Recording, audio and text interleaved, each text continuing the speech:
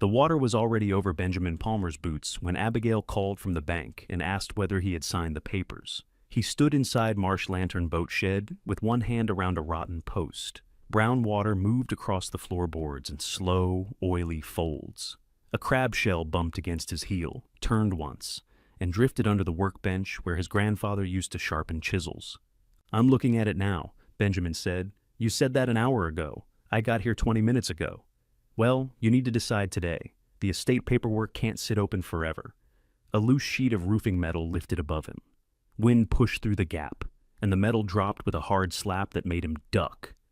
Abigail heard it through the phone. What was that? The roof. The roof fell? Part of it moved. "That's supposed to make me feel better?" Benjamin looked toward the open riverside of the shed. 2 dock sections had collapsed since his last visit. One leaned into the water like a broken ladder. The other had disappeared except for 3 black pilings and a length of rope that tightened whenever a wave passed. Marsh Lantern stood off Lennoxville Road outside Beaufort, where the land flattened into reeds and wet ground before meeting the water. It had once been a proper working shed, long and narrow, with a boat bay below and a loft tucked beneath its steep roof. Now the lower floor flooded at ordinary high tide. Green algae marked the posts. One wall bowed outward near the old launch rails. The county valuation said the parcel was worth $22,000.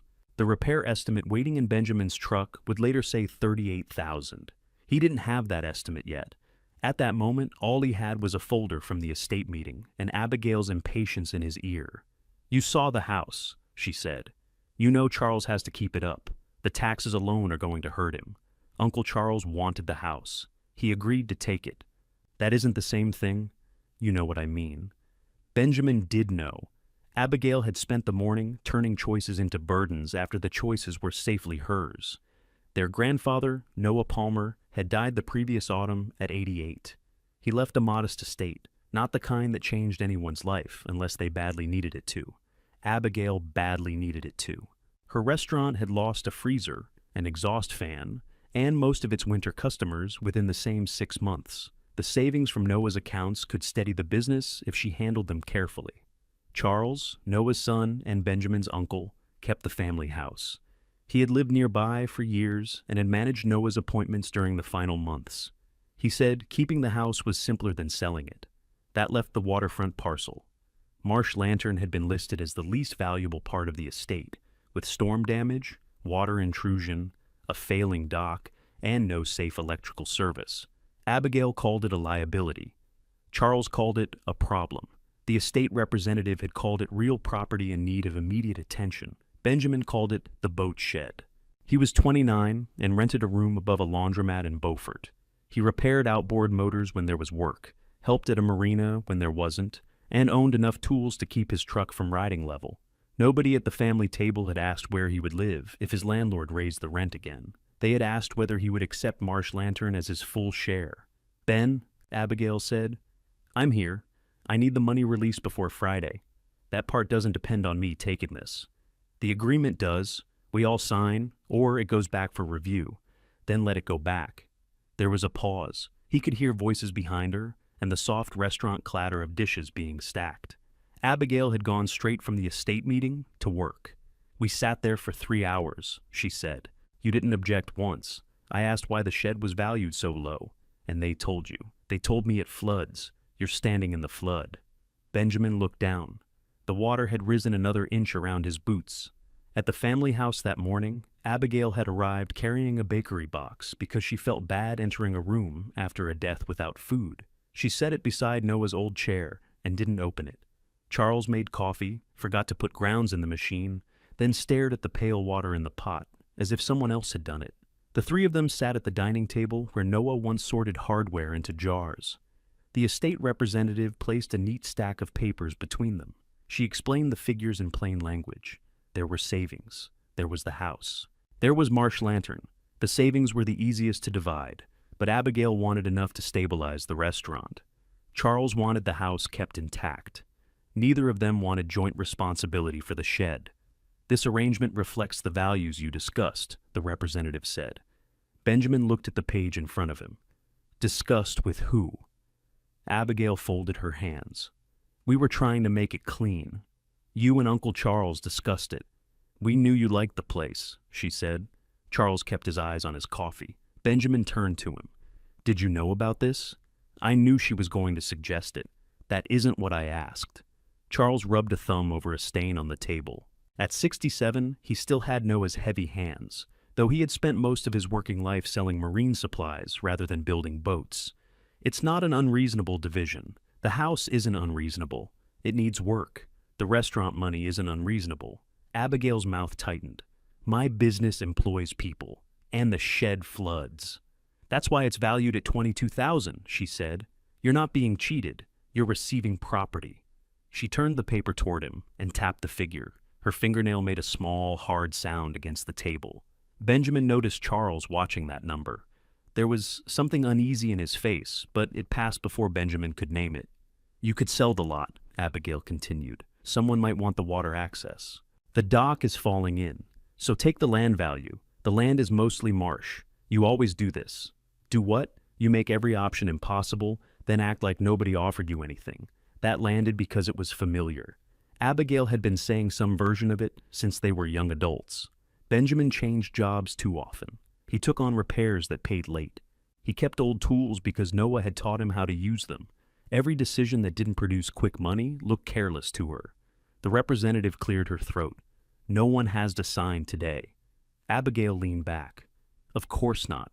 Her voice was soft, almost pleasant. That made it worse. Charles finally looked at Benjamin. You did spend more time there than any of us. That doesn't mean I can afford it. No, Charles said. It doesn't. For a moment, Benjamin thought his uncle might object to the arrangement. Charles knew what the shed had been. He had worked there with Noah before Benjamin was born. Old photographs showed the two of them carrying frames through the wide river doors, Noah in front and Charles behind, both young enough to believe their backs would always forgive them. Then Charles said, "But if nobody takes responsibility, it'll keep getting worse." The responsibility moved across the table and stopped in front of Benjamin. Abigail opened the bakery box. The sweet smell of cinnamon filled the room. Nobody ate anything. The estate representative slid a small envelope beside Benjamin's papers. These are the property keys Mr. Palmer kept at the house. Inside were 3 keys on a brass ring. One was new and silver. Another had a square black head. The third was small, dark with age, and marked with a shallow line filed across one side. Benjamin knew that key. Noah used to keep it tied to his belt with a piece of green cord. It opened the tool cabinet in the shed. At least, it had when Benjamin was learning there. Noah would stand behind him as he fitted a patch into a damaged plank and say, "Don't rush the part that keeps the water out." He never said it like wisdom. He said it because water came in through rushed work. Benjamin closed his hand around the ring. Abigail saw that and relaxed. It was only a slight change in her shoulders, but he caught it. "Take a day," she said. "Go see it. You'll understand." He looked at her. "Understand what? That we're not trying to dump something on you." Charles pushed his chair back. "Nobody said dump." No, nobody would say it. That was how Benjamin had ended up in the flooded shed with his phone against his ear. He moved toward the old workbench, placing each boot carefully. The boards beneath the water felt solid in some places and soft in others. He tested them with the handle of a boat hook before trusting his weight. "You're quiet," Abigail said. "I'm trying not to fall through the floor." "Please don't joke about that. I'm not." She exhaled. "Sign the agreement, Ben. If you don't want the shed later, sell it. But I can't keep the restaurant waiting while you decide how you feel about Granddad." He stopped beside the workbench. "That isn't what I'm deciding. It sounds like it. You already decided what he meant to you. You got a dollar amount. That's cruel." Benjamin nearly apologized. He had spent years apologizing faster than other people could examine what they had said to him. This time, he watched a strand of marsh grass float through the open doorway and let the silence remain. Abigail lowered her voice. "I'm trying to keep my doors open. I know, if I lose another month, the savings won't stabilize anything. They'll just pay what I already owe. I know that too. Then why are you making this difficult? Because $22,000 on paper wasn't the same as a building with Noah's pencil marks still on the beams. Because they were asking him to take every leak and rotten board so they could call the division fair. Because Charles had looked at the old key and then looked away. Benjamin didn't say any of that. "I'll call you tonight," he said. Can you sign before then? No. Benjamin. I'm standing in it, Abby. Give me an hour. He ended the call before she could answer. The sudden quiet wasn't really quiet. Water tapped beneath the floor. Wind moved through the reeds. Somewhere inside the west wall, a loose piece of wood knocked at uneven intervals.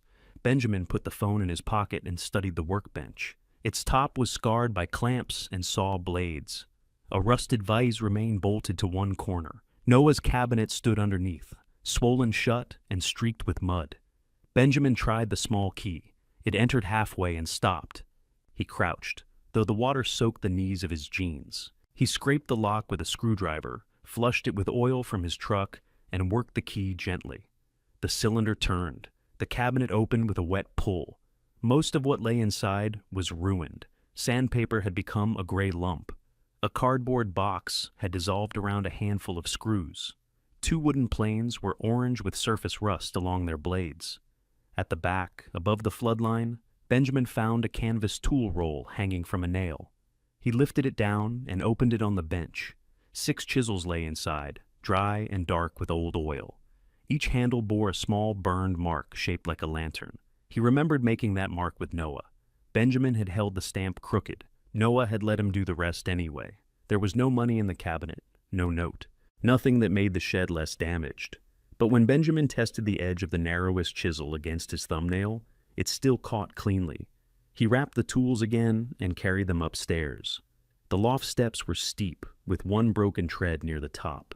Benjamin shifted his weight to the side rail and climbed. The loft smelled of pine dust, old rope, and mouse droppings. Rain had entered near the south window, but the center floor was dry. A narrow cot stood beneath the rafters. Beside it was a hot plate, an enamel basin, and a little iron stove with a pipe running through the roof. Noah had sometimes slept there during long repairs. Benjamin had slept there too, though never for more than a night. He crossed to the river window. The glass was dirty but unbroken. From there he could see the flooded bay below and the marsh stretching toward Beaufort. Late sunlight rested on the water. A truck turned from Lennoxville Road and slowed beside his.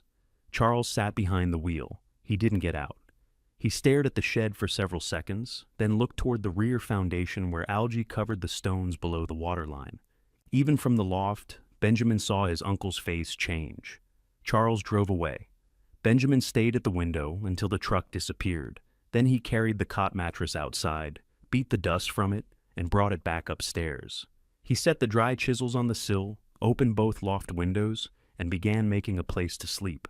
By dark, the loft was clean enough for one person to lie down without breathing mouse dust. Benjamin found an old galvanized bucket downstairs and placed it beneath the roof leak. He wiped the cot frame with a damp shirt, turned the mattress to its cleaner side, and spread his sleeping bag over it. The electricity had been disconnected months earlier. He ate crackers by the light of his phone and listened to the tide leave the shed. Water pulled through gaps in the floor with small sucking sounds. After an hour, the boards appeared again, dark with mud and scattered shells.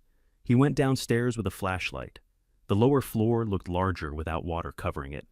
Old launch rails ran from the center bay to the open river doors. Noah had built and repaired wooden boats on those rails, moving the heavier hulls with a chain hoist fixed to the roof beams. Benjamin pointed his light toward the rear foundation.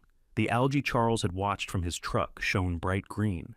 It covered the stones from the floor down to the water channel beneath the building. He stepped closer, but one board dipped beneath his boot. Water rose around its edges. "Not tonight," he said. His own voice sounded strange in the empty shed. He returned upstairs and sent Abigail a message saying he needed another day. She answered almost at once.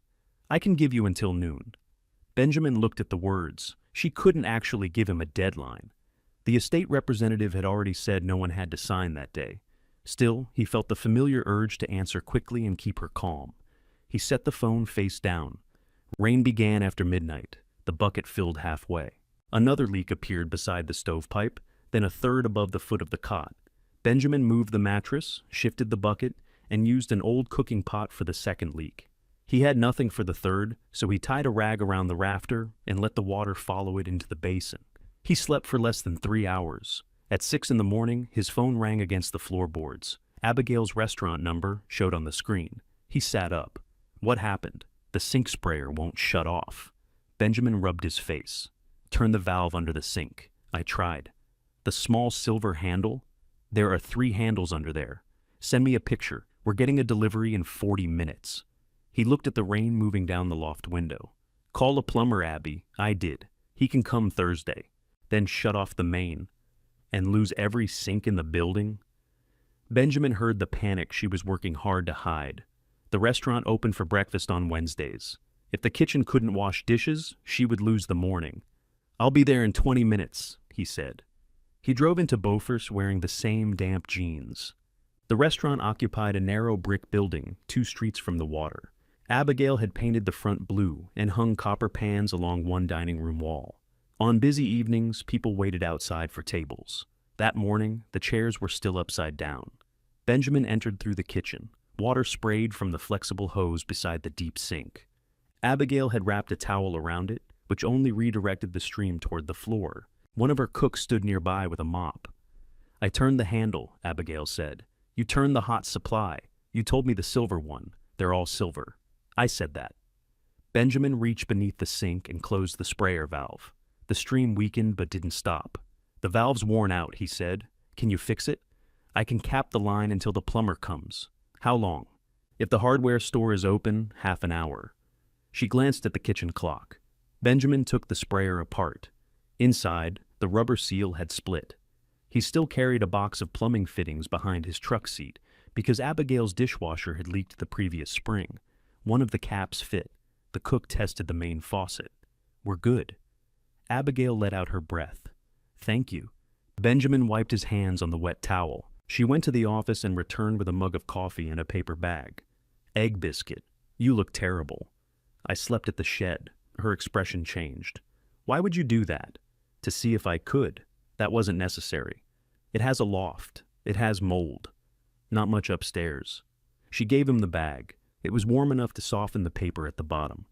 Benjamin accepted it because refusing would turn breakfast into a discussion. He had repaired shelves, replaced switches, patched a section of roof, and rebuilt the restaurant's back steps. Abigail always fed him. Sometimes she tried to pay, and he told her not to worry about it. He had believed this arrangement kept him part of her life. That morning, standing in her kitchen with a pipe cap from his truck holding back the water, he saw another part of it. Abigail didn't know whether he had enough money to replace the fitting. She had never asked what he gave up when he left paid work to help her. Benjamin had made sure she never needed to ask. You still haven't signed, she said. There it was, tucked behind the coffee and biscuit. I told you I needed another day. I know, I'm not pushing. You called me before sunrise, because my kitchen was flooding. So was my floor. She stared at him. He hadn't planned to say it. Once it was out, he felt petty. Abigail folded the wet towel over the side of the sink. This isn't the same. No. You can't run a business from that shed. I'm not running a business. Exactly. The cook moved a crate into the pantry and stayed there longer than the job required. Benjamin lowered his voice. Did Uncle Charles tell you he drove out last night? No. He sat by the road and watched the building. Maybe he wanted to make sure you were all right. He didn't speak to me. That sounds like Charles. He was looking at the back foundation. Abigail reached for the coffee she had poured for herself. What are you asking? I don't know yet. Then please don't turn it into some family mystery. I asked whether he said anything, and I answered. She checked the kitchen clock again. The delivery truck had arrived outside. You should take a shower before you go back, she said. Use mine if you need to. Benjamin lived 10 minutes away. Abigail knew that. What she meant was that he looked like someone who had spent the night in an abandoned building, and she didn't want the delivery driver seeing him in her kitchen. He set the untouched coffee on the counter. I'll replace the valve Thursday if the plumber doesn't. You don't have to. I know, Abigail softened. Ben, I do appreciate you. He wanted that sentence to be enough. For years, he had worked hard to make it enough. He carried the biscuit outside and ate it in his truck. His rented room was above a coin laundry on Cedar Street. The entrance was through an outside staircase that shook when anyone climbed too quickly. Inside, his landlord had left a note beneath the door. Benjamin, need to discuss August rent. Stop by tonight. The rent was already difficult. An increase would make the room impossible unless the marina gave him more hours. Benjamin stood in the middle of the narrow space. His clean clothes occupied one dresser. A 2-burner stove sat beside the bathroom sink. Through the wall, a dryer thumped with somebody's heavy shoes. He had never invited Abigail there. Charles had helped him carry the dresser upstairs 2 years earlier, but he hadn't returned. Benjamin packed dry socks, 2 shirts, a towel, and the small electric kettle he used for coffee. He stopped with the kettle in his hand. He was acting as if the shed were already his. His phone rang again. This time, it was the marina. A fuel pump on a workboat had quit. The owner wanted it running before noon. Benjamin took his tool bag and drove down. The workboat sat against the marina's service dock. Gray paint scraped from its rail. Benjamin climbed into the engine compartment and found water in the fuel filter. He drained it, changed the filter, and followed the line until he found a loose clamp. He was tightening it when a woman's voice came from above. "That clamp didn't put water in the fuel." "I know." "Then why are you talking to it like it did?" Benjamin looked up. Jasmine Flores stood on deck holding 2 sawhorses against one hip. She wore canvas work trousers, a faded green shirt, and safety glasses pushed into her hair. At 31, she had the steady balance of someone who spent more time on docks than floors. "I'm telling it not to become a second problem," he said. "Is it listening?" "So far." She set down the sawhorses. "I heard you were at Marsh Lantern. People talk fast. You parked there overnight. That's practically a public announcement." Jasmine had apprenticed under Noah for several years. She built replacement spars, repaired wooden hulls, and accepted jobs other carpenters avoided because the measurements took longer than the cutting. Noah trusted her work enough to leave her alone with his best planes. That had meant something to Benjamin when he was younger, though he had never told her. "How bad is it?" she asked. "The loft is dry in the middle." "That wasn't my question." "The west wall moved. Part of the dock is gone. Water comes over the lower floor." "So bad. I've seen worse. Not standing." Benjamin climbed out of the engine compartment. "Did Granddad ever talk to you about the foundation?" "Which part?" "The back wall." Jasmine considered it. "He said not to drive new fasteners into the lower masonry without checking with him." "Why?" "He didn't say." "When was this?" "Years ago. We were hanging a rack for timber. I wanted to brace it low, and he made me tie it into the upper frame instead." "Did that seem unusual?" Everything with Noah seemed unusual until 6 months later, when it turned out he was right. She picked up the sawhorses. "Why are you asking?" Benjamin told her about Charles watching the foundation. He expected her to dismiss it. Instead, she looked toward the river for a moment. "Charles worked there before I did," she said. "Long before. He'd know more about the old masonry. He's acting like he doesn't. He usually acts like he doesn't. You sound like Abigail. That should worry both of us." Benjamin smiled before he could stop himself. Jasmine carried the sawhorses toward the marina workshop.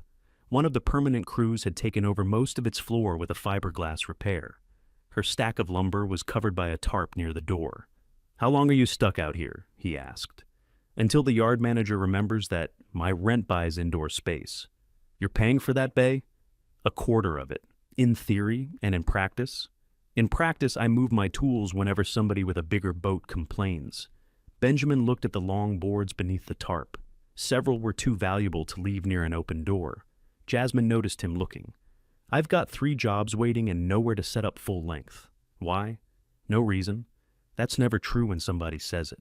The workboat owner came down the dock. Benjamin started the engine. It caught after 2 turns and settled into an even rhythm. The owner paid him in cash. It wasn't much, but it covered a replacement valve for Abigail's sink and left enough for groceries. Jasmine watched him fold the bills. "You're going back to the shed," she said. "I haven't agreed to take it. You slept there. That isn't an agreement. It is with a building."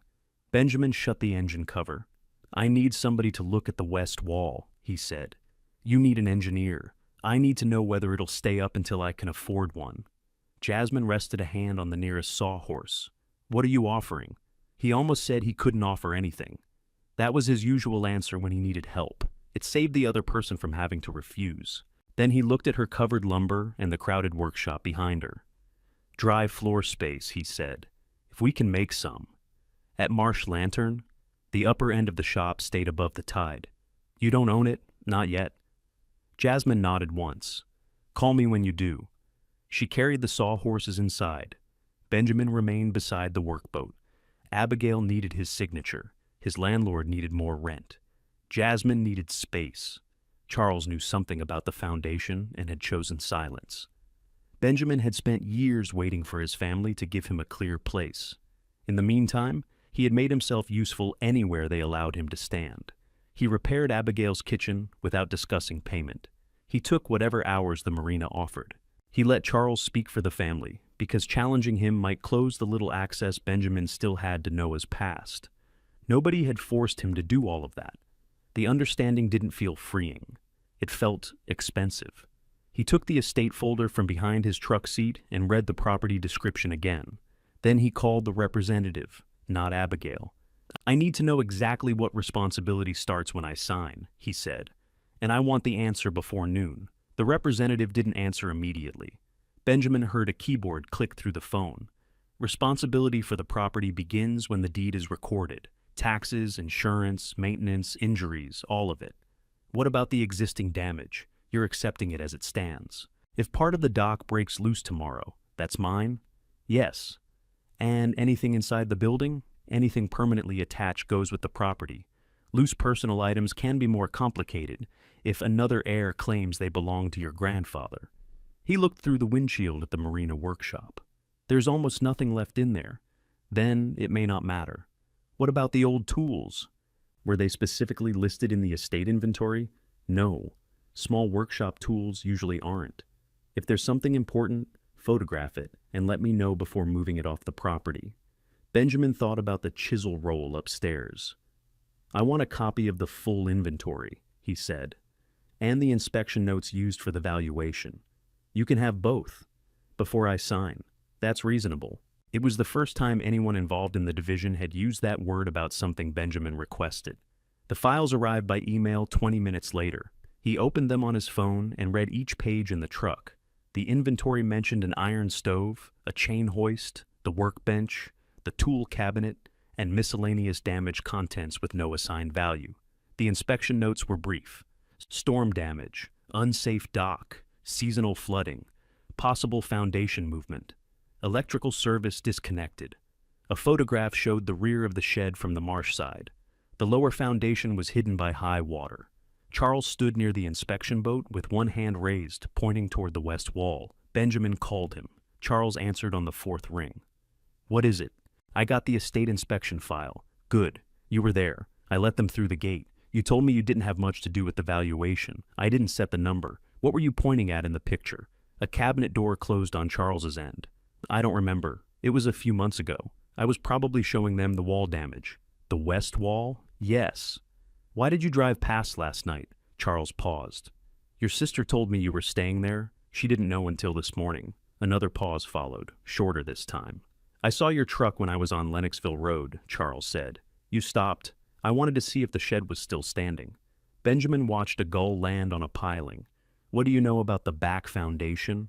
"It's old. So is the rest of the building." "Ben, if you're going to take that property, you need to understand something. Old waterfront structures don't have clean histories. People patch them with whatever they had. Did you patch it?" "I helped your grandfather with work down there." "What work?" "Masonry. Timber replacement." "I don't remember every repair." "When?" "Years ago." "You recognized something yesterday." Charles's voice hardened. "I recognized a building that needs more money than you have." Benjamin let that sit. "Is there any reason I shouldn't clear the algae from the rear stones?" he asked. "Yes. Because you could loosen something." "Algae?" "Don't be clever. The lower wall may be carrying more weight than it should." "Is it ordinary stone?" "As far as I know." It was an answer shaped to end the conversation. Benjamin had accepted those from Charles for years. "All right," he said. "I'll have somebody qualified look at it." "Who?" "Somebody qualified." Benjamin ended the call. He drove to the estate office before he could talk himself out of it. The representative met him in a small conference room. She placed colored tabs beside the signature lines, but didn't rush him. "Your sister has already signed her part," she said. "Your uncle has signed his. They signed before I did?" "Yes." "So, if I refuse, what happens?" "The proposed division fails. The estate may need to sell assets and distribute the proceeds another way. Abigail might not get the savings quickly. That's possible. And Charles might not keep the house. It would depend on what the three of you agreed to next." Benjamin looked at the deed. He had imagined that refusing would force Abigail and Charles to offer him something better. Instead, It might force the house onto the market and hold the restaurant money for months. He didn't want either result. That was part of what they had counted on. He read the property description twice: marsh, shore, access lane, boat shed, and dock remnants. No shared responsibility. No promise that the estate would contribute to repairs. His share was worth what he could make of it, minus whatever it demanded first. Benjamin signed. The representative notarized his signature and separated his copies. "The recording may take a few days," she said. "The family agreement is effective now. Then I can secure the building?" "Yes." "Change locks?" "Yes." "Bring in somebody to assess it? It's your property." He put the papers in the folder. The words did not make him feel wealthy. They made the shed feel heavier. Still, for the first time that week, no one else could decide whether he was allowed through its door. Outside, he called Jasmine. "I signed," he said. That was fast. It didn't feel fast. "When do you want me there?" "Now, if you can." "I've got a plank repair until 2. "After 2. What's the arrangement?" Benjamin had thought about that on the drive. "You inspect the west wall and tell me what can be made safe. If we can clear a dry work area, you can use it for 3 months without rent. 3 months starting when? When the space is usable. Who pays for materials?" "I do. Unless we agree the material improves your work area. Then we split it. Tool storage? You get a lockable section upstairs. Electricity? Currently imaginary. That's not a selling point. It's a fact." Jasmine was quiet for a moment. "Put it in writing." "I will. I'll be there at 2:30. The arrangement worked because neither of them pretended it was a favor. Benjamin spent the next hours buying what he could afford: heavy plastic, deck screws, 2 pressure-treated posts, respirator masks, a pry bar. He wanted a portable pump, but had too little money left. So he borrowed one from the marina in exchange for servicing it afterward. At the shed, the tide had begun rising. He photographed every remaining tool and fixture before moving anything. He carried the tool roll downstairs, cleaned one chisel at a time, and laid them on the bench. Then he covered the broken roof section from inside, fastening plastic beneath the rafters where the wind couldn't lift it. At 2:30, Jasmine arrived in a white work van with a ladder tied to the roof. She stepped out, looked up at the shed, and said nothing for several seconds. "That bad?" Benjamin asked. "I'm deciding which bad thing to mention first. Start with the one that can kill us." "The wall." They entered through the landward door. The tide had spread across half the lower floor. Jasmine tested boards with a long awl, marked weak ones in red chalk, and studied the west wall from the inside. She pressed her palm against a vertical timber. "Push here." Benjamin pushed. The timber moved enough for him to feel it. "That isn't good?" "No." "Can we brace it?" "Temporarily. The lower end is soft. We'll transfer the load to a sound floor beam." "Is there one?" "We're going to find out." They lifted 3 floorboards near the center aisle. Beneath them, the main beam was dark but solid. Jasmine drove the awl into it, pulled it out, and smelled the point. "Old heart pine," she said. "Your grandfather spent money where it counted. Can it carry the brace?" "For now." They worked with the pressure-treated posts Benjamin had bought. Jasmine cut angled braces in the yard, while Benjamin cleared the connection points. She showed him where to place each screw and made him back one out when he drove it too close to a split. "You're enjoying that," he said. "I don't enjoy removing bad screws." You smiled. "I enjoy preventing walls from falling on me." By late afternoon, 2 diagonal braces ran from the west wall to the main floor beam. They looked rough, but held firm when Benjamin pushed the timber again. The movement had stopped. It was a small repair, temporary and plainly visible. Benjamin stood with one hand against the wall and felt the difference. His first act as owner had made the building safer than it had been that morning. Jasmine wrote the date on both braces in black marker. "Why?" he asked. "So nobody mistakes temporary work for permanent work. Noah used to do that. He taught me." She examined the rest of the lower structure while the pump moved water through a hose and out toward the marsh.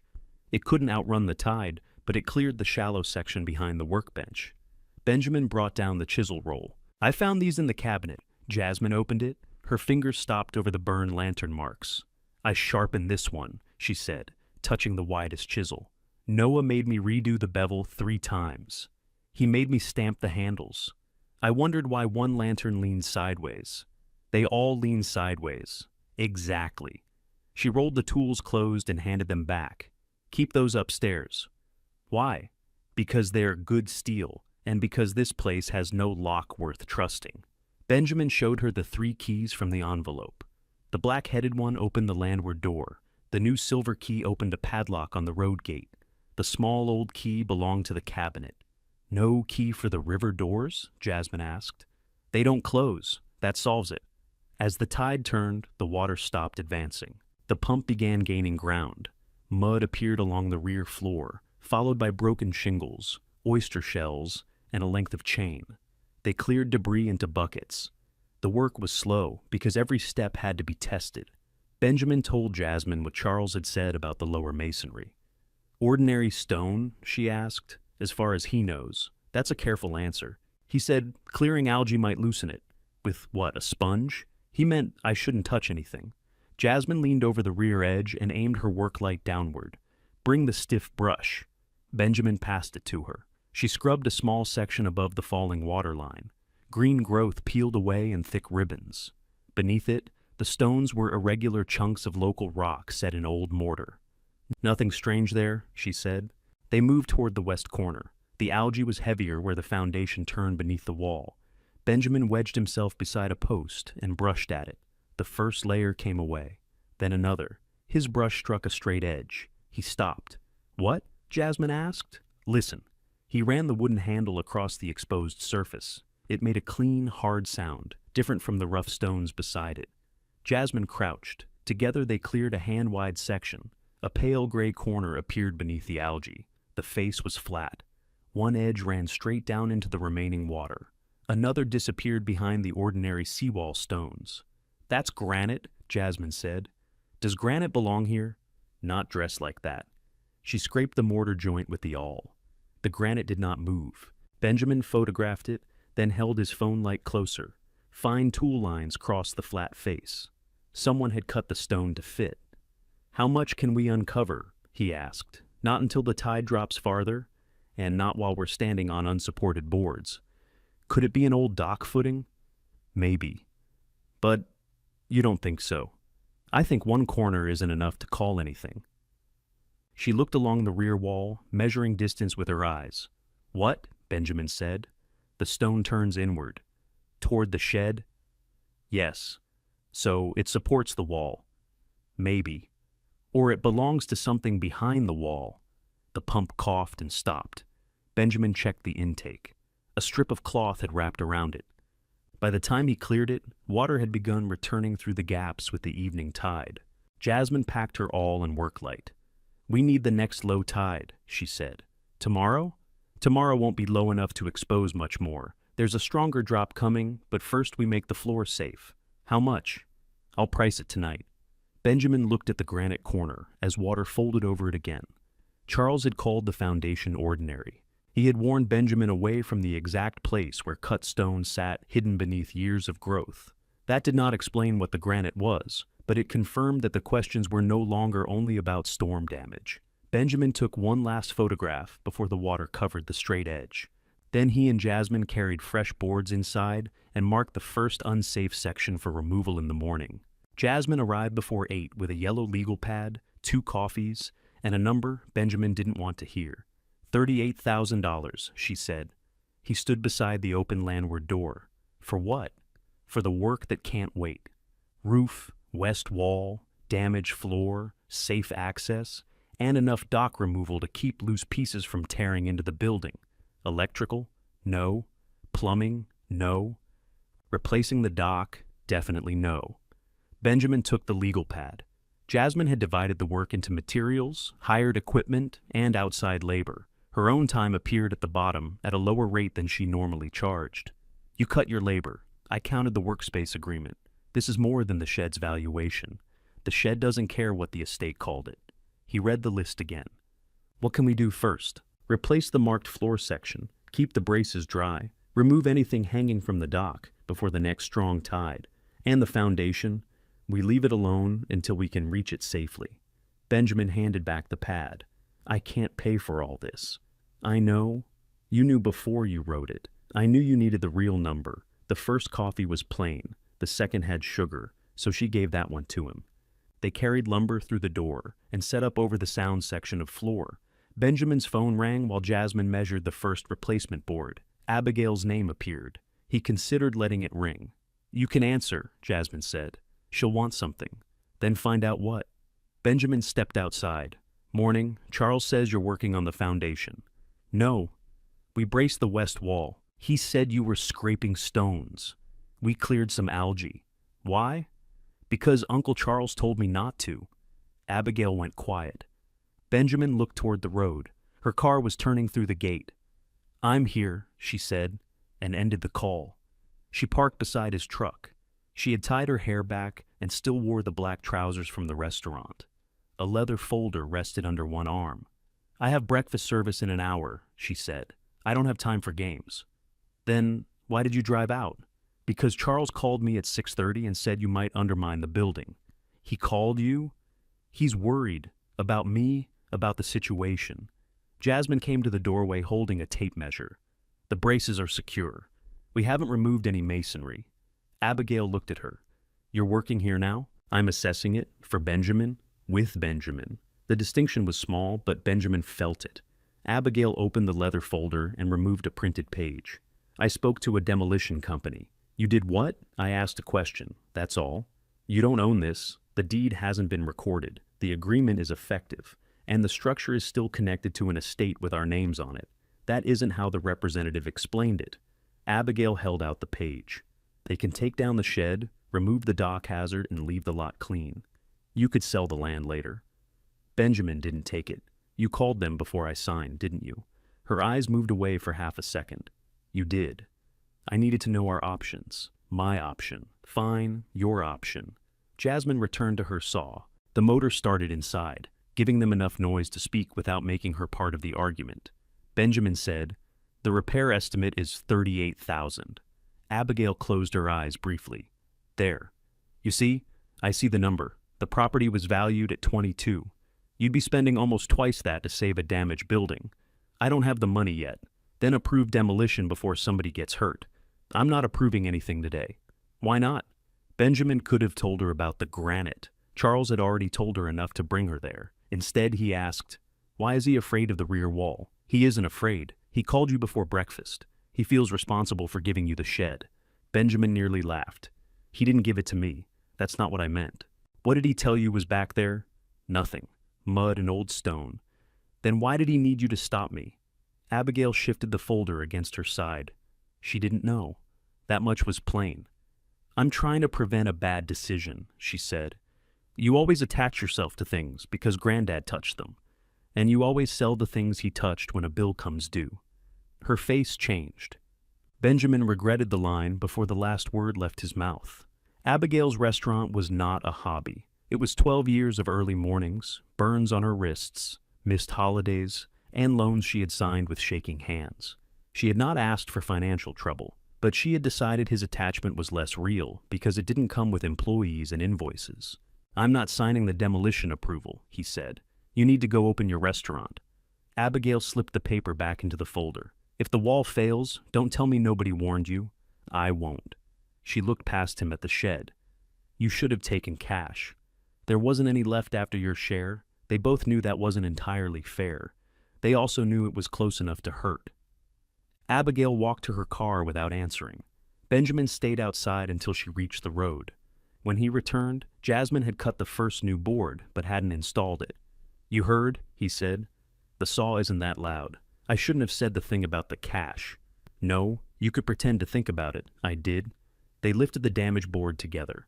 The wood broke around the nails, forcing them to remove it in pieces. Beneath it lay a shallow pocket of mud and oyster fragments. By 10, they had exposed 2 floor beams. One was sound. The other had rotted along its upper edge. Jasmine drove a screwdriver into it.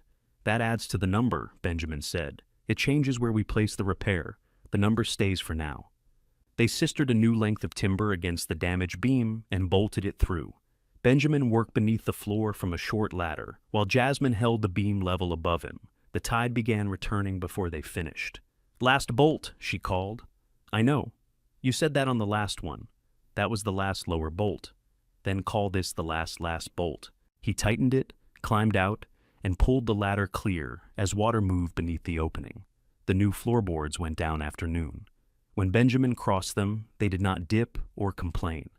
The safe path now reached from the landward door to the workbench and the west wall braces. Jasmine drew a green line along it. "You can carry tools through here," she said. "Anywhere outside that line, test first." Benjamin brought her lumber inside. They stacked it on blocks at the dry end of the shop. For the first time in years, the shed held material intended for future work, instead of debris from old work. A truck stopped at the gate just after 2. Charles entered carrying rubber boots in one hand. He changed beside his truck, then approached the building slowly. "I heard you signed," he said. "You heard quickly?" The representative called to confirm the house transfer. Charles looked at the new boards. He pressed one boot against the edge and nodded despite himself. "Who did the framing?" "We did." "It's solid." Jasmine wiped sawdust from her hands. "Temporarily. We still need the lower wall addressed." Charles's attention went to the rear of the shed. Benjamin noticed. "Come see what we found," he said. Charles didn't move. "I saw the photograph you sent Abigail. I didn't send her one." That stopped him. Benjamin took out his phone and opened the granite image. He held it where Charles could see. His uncle's face did not change much. A blink, a slight tightening near his mouth. It was enough. "You recognize it?" Benjamin said. "It's a piece of granite. Dressed granite. They reuse stone from old wharves all over this county. Is that what Granddad did?" Charles looked toward Jasmine. "You ought to know better than to dig around a loaded foundation." "We haven't dug," she said. "We brushed the surface. You cut the floor open, 20 feet from that corner. You can transfer force through an old frame without meaning to." Jasmine's voice remained even. "That's why we braced before replacing anything." Charles looked at the dated braces. He had come ready to find careless work. Benjamin saw the moment he realized he couldn't. "What did you help Granddad build?" Benjamin asked. "I told you. Repairs." "Why granite? It lasts." "What's behind it?" "Phil, probably." "Probably?" Charles stepped onto the new floor and walked toward the workbench. He stopped at the green line. "You can save yourself a great deal of trouble," he said. "Take down the building, keep the lot if you want it, put up something smaller later." "That sounds like Abigail. It sounds like sense. You both wanted me to take it when you thought I'd sell." Charles turned. "Nobody forced you to sign." "No. You just made everything else harder if I didn't." A flush rose along Charles's neck. "Your sister needs that money, and you need the house. I took care of your grandfather." "I know. You came by when you had time. I was there every day." Benjamin felt the old ground shift beneath the conversation. Charles had done more during Noah's illness. That was true. He had driven him to appointments, filled prescriptions, and sat through nights when Noah couldn't sleep. Benjamin had worked extra hours and told himself not to interfere. He had also waited for Charles to invite him. "I should have been there more," Benjamin said. Charles had expected an argument. The admission left him with nowhere easy to go. "But that doesn't answer my question," Benjamin continued. "What's behind the granite?" "I don't know." It was the first direct lie Benjamin had heard from him. Charles heard it too. He picked up his boots and left, without examining the rest of the work. Jasmine watched his truck disappear. "He knows," she said. "He knows something. That isn't the same." "No." They worked until the tide dropped again. Near the river doors, a collapsed section of dock apron had pushed broken planks beneath the lower floor. One timber jammed against a launch rail. If it shifted during a strong tide, it could damage the rail or tear loose more boards. Benjamin attached a chain to it. Jasmine set a hand winch against a post, and together they pulled the timber inward a few inches at a time. Mud released it with a deep sucking sound. Something metallic struck the floor. Benjamin stopped winching. Jasmine reached into the mud and lifted a thin brass plate. It was about the length of her palm, with 2 screw holes and 1 bent corner. She wiped it against her trousers. Stamped letters appeared beneath the black dirt. Estelle. Museum launch. Frame 4. Port. Jasmine read it twice. "You know that name?" Benjamin asked. "I know the boat. Granddad worked on it. He built its repair patterns. Full-size curves for every frame he replaced." "Where are they?" "I thought the museum had them." She turned the tag over. A lantern mark had been pressed into the back. "Noah's," she said. "Could the tag have fallen off one of the patterns?" "Yes." "Then the pattern might have been here." Might have been. Benjamin looked around the lower shop. The old racks were empty. The cabinet was too small. Nothing visible could hold a full-size hull pattern. "Is Estelle still running?" he asked. "Not now. She was damaged during the last coastal storm. I heard the museum was trying to decide whether she could be restored properly." "Who decides?" "Isabella Meyer." Jasmine washed the brass tag with clean water and photographed both sides. "I can call her," she said. "But if this is all we have, it proves Noah made the tooling. It doesn't prove the tooling survived." Benjamin looked toward the rear foundation, now hidden again by the incoming water. "Call her anyway." Jasmine wrapped the tag in a clean cloth. Before leaving, she moved her first tool chest into the dry work area and fastened a new lock through its handles. Benjamin changed the landward door lock while she watched, then handed her the second key. Their arrangement had become real, so had the cost of walking away. The shed now held Jasmine's work, a confirmed link to Noah's old patterns, and a question Charles was willing to lie about. Jasmine put the wrapped brass tag in Benjamin's hand. "Isabella can come tomorrow afternoon," she said. "She wants to see exactly where we found it." Benjamin looked at the new key in Jasmine's hand. "Wait," he said. "I need to make one call before the tag leaves the property." Jasmine understood. She set it on the workbench without argument. The estate representative answered from her car. Benjamin explained what they had found and read the stamped words aloud. "Does it have a clear owner?" she asked. "Granddad's mark is on the back. That tells you who made it, not who owned it when he died. It came from under a collapsed part of the shed. Then document the location. Don't sell it or give it away. If the museum wants to examine it, have them come there. What about Abigail and Charles? You should notify them. Keep the message factual." Benjamin disliked the answer, but it was consistent with what she had told him before he signed. Loose items could be questioned. The shed was his. A brass plate that might have belonged to Noah's work was less simple. He placed the tag beside a ruler, photographed both sides, and wrote the date, time, and location on a sheet of paper. Jasmine added a quick drawing showing where the timber had been lodged. "You've done this before," he said. "I've dealt with customers who forget what they asked me to remove." Benjamin sent the photographs to Abigail and Charles in one message. "Found during removal of loose dock debris. It's staying secured at Marsh Lantern. The museum director is coming to examine it tomorrow." Abigail called in less than a minute. "What museum director?" "The one connected to the launch named on the tag." "You contacted a museum before speaking to us?" Jasmine contacted her. "I just spoke to the estate representative, and she said to document it, notify both of you, and keep it here. So it could belong to the estate." "She didn't say that. She didn't say it couldn't." Benjamin looked at Jasmine. She had moved away to give him privacy, though there was nowhere in the lower shed where a raised voice stayed private. "I'm not claiming the tag has value," he said. "Then why is a museum director driving out? To tell us what it is." "You know what it is. The words are stamped on it." "I know what it says." Abigail breathed into the phone. He could picture her in the restaurant office, sitting between stacks of invoices. "Please don't promise anyone anything," she said. "I haven't. And don't remove more of Granddad's equipment." "What equipment?" "Whatever else is there. You were ready to demolish it yesterday." "That was before you found museum property." "We don't know that it's museum property." "Then find out before you do anything." It was the first time Abigail had asked him to slow down instead of hurry. "I'm going to make the building safe," Benjamin said. "That includes removing the dock pieces already tearing into it. Charles says that could damage the foundation. Charles can explain why. He says he already did." "No, he warned me and lied about knowing the granite. He didn't lie. Ask him what's behind it." Abigail didn't answer. "He won't tell you either," Benjamin said.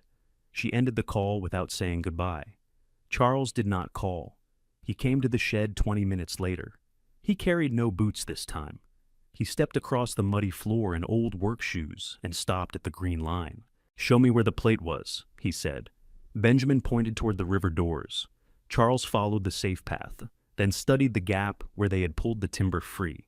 "You need to stop," he said.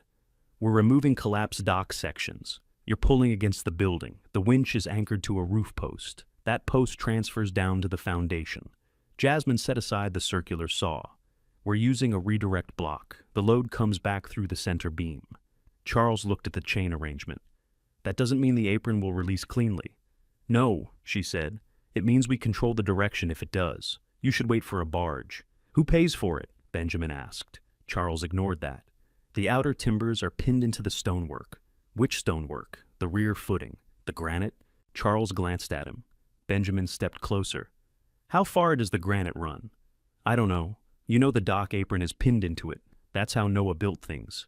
Did you help him? I helped with the foundation. You said repairs. It was a repair. What year? Charles rubbed mud from the side of his shoe against a new board. 1989, I think. You remember the year, but not what you built? There was storm damage that summer. We rebuilt part of the lower wall, using dressed granite from an old wharf. Yes. Which wharf? Charles's jaw shifted. Jasmine walked to the rear edge and pointed down. The exposed corner turns under the building. That isn't where I'd put a simple facing repair. You weren't there, Charles said. No. You were. The shed went quiet except for water tapping beneath the boards. Charles looked toward the wrapped tag on the workbench. He wanted to know what it had opened in Benjamin's mind. He also wanted to stop the work without telling them enough to justify stopping. Those two wants were fighting each other now. The granite runs along the rear sill, he said, at least part way. If you pull the wrong pin, you could open a joint below the normal waterline. How far is part way? Benjamin asked. I don't remember. What kind of joint? Between the old stone and the repair. Can it be inspected at low tide? Not an ordinary low. Charles realized he had answered too quickly. Benjamin said, So you know how deep it goes. I worked in the water for weeks. Of course I know it goes deep. What did Granddad build into that wall? Nothing that can fix your roof. Charles turned and walked out. Benjamin followed him as far as the door. Did you know about the Estelle tag? No. Did you know Granddad kept her patterns here? Charles stopped beside his truck. He kept patterns everywhere, he said. Where are they now? I don't know, Ben. This time, the uncertainty sounded real. Charles got into his truck and drove away. Jasmine joined Benjamin at the door. He gave us 3 useful facts, she said. Granite along the rear sill, pins through the apron, and ordinary low tide isn't enough. He also doesn't know where the patterns are. You believe him? On that part. Benjamin did too, though he couldn't have explained why. Charles had lied by making his words smaller and less exact. When Benjamin asked about the patterns, his uncle had simply looked tired. They changed the day's plan. Instead of pulling the apron inward, Jasmine ran a line from a dock piling to hold its outer edge. Benjamin entered the water in chest waders and cleared mud from the first visible pin. It was an iron rod driven through the timber at an angle. The lower end disappeared beside the stone footing. Don't pull it, Jasmine said. I'm not. He tied a bright strip of survey tape above it. They found another rod 3 feet away. A third had rusted through, leaving the dock timber free to strike the launch rail whenever the water rose. That was the piece they removed. Jasmine cut it into 2 manageable sections while Benjamin held it with the winch. They lifted both onto dry ground and stacked them beyond the gate. The launch rail beneath was scarred but intact. The removal opened a narrow view along the rear foundation. As the tide fell, Benjamin washed algae from the stones with a low-pressure hose. He did not touch the mortar. The irregular outer rocks continued for several feet. Behind them, visible through 2 washed-out joints, ran a straight gray surface. Jasmine lowered her work light. Same granite, she said. So, the corner isn't isolated? No. How far? Farther than we can see. The granite face was not directly supporting the outer stones. A hand-wide gap separated them in places, packed with shell and old sand. The visible seawall had been built in front of something more carefully made. They photographed each opening and measured its distance from the west corner. Then the tide turned and covered the lowest joint. By late afternoon, the dangerous dock section was ashore, the launch rail was protected, and the granite was confirmed to extend behind the ordinary wall. The work had produced an answer. It had also made Charles's account harder to accept. Jasmine locked her saws in the tool chest. Isabella will ask to see the launch pattern. We don't have it. She'll ask where the tag came from. We can show her. She may decide it washed in from somewhere else. It was jammed under a dock timber. Things travel in storms. Benjamin looked at the empty pattern racks along the east wall. Their wooden uprights remained, but the horizontal supports had been stripped away years earlier. Faint outlines marked the boards where wide, curved pieces had once rested. Would full-size patterns fit there? He asked. Some would. Could the tag have fallen from one when the dock collapsed? Possibly. That word is doing a lot of work today. It's an honest word. They searched the mud where the plate had fallen. Benjamin sifted shells through a wire basket. Jasmine checked beneath the launch rail and along the workbench legs. They found old nails, a socket, 2 corroded hinges, and a brass screw with its head snapped off. The broken screw fit through one hole in the tag. Jasmine examined it beneath the work light. Same metal, she said. That's useful, but it still doesn't give us the pattern. It tells us the tag didn't just wash in loose. Maybe. Benjamin set the screw beside the tag and took another photograph. A car entered the gate at 4 the next afternoon. It was dark blue, clean enough to show every spot of marsh dust by the time it reached the shed. Isabella Meyer stepped out carrying a flat document case and a canvas bag. She wore practical shoes and paused first to study the roof, the river doors, and the marked route across the floor. "You've made this safe to enter?" she asked. "Safe enough if you stay inside the green line," Jasmine said. Isabella followed it exactly. Benjamin placed the brass tag, the broken screw, and the location drawing on the workbench. Isabella did not touch anything until she had put on thin cotton gloves. She held the plate under a small magnifier. "The museum did not issue this tag," she said. Benjamin's hope dropped. Then Isabella turned it over and touched the lantern mark. Noah did. He tagged every full-size pattern set himself. The launch name, frame number, and side are in his hand stamps. "So it's real?" Benjamin asked. "It's genuine." She opened the flat case and removed an old photograph. It showed Noah standing beside a curved wooden pattern taller than his shoulder. A brass plate was fixed near its lower edge. Even through the photograph, Benjamin could read the first word. Estelle. Isabella set the image beside the tag. "The pattern in this photograph is frame 4, port side," she said. That plate was attached to it. For the first time, they knew exactly what had been inside Marsh Lantern. Isabella looked at the empty racks, then toward the granite hidden below the rising water. "Now, we need to determine whether Noah moved the set," she said. "Because if those patterns still exist, the museum has a decision to make very quickly." Benjamin followed her gaze. What decision? Whether to restore Estelle with her original shape or replace the damaged frames from new measurements. Those are not the same job. Which one does the museum want? The original shape. But we can't wait indefinitely for tooling that may be gone. Isabella removed another photograph from the case. Estelle sat on a railway cradle outside Marsh Lantern. Her hull was painted white, with a dark green stripe and a small enclosed cabin near the stern. Noah stood beneath the bow, holding a long wooden curve against one frame. "She was built as a harbor launch," Isabella said. "The museum acquired her later. Noah restored her after rot damaged the port side." "When was this?" Benjamin asked. "Before Jasmine worked here. The full record is at the museum." Jasmine leaned over the image. "That's the east pattern rack behind him." 3 wide wooden curves rested against the wall. Their outlines matched the faded marks still visible inside the shed. Isabella crossed to the rack. She measured the distance between 2 old screw holes, then compared the wall boards with the photograph. "This is the same location," she said. "The patterns remained here after the restoration." "How long?" Benjamin asked. "The last dated photograph we have was taken several years later. After that, the museum's files only say the tooling stayed with Noah." "Why didn't the museum take it?" "Because Noah built it.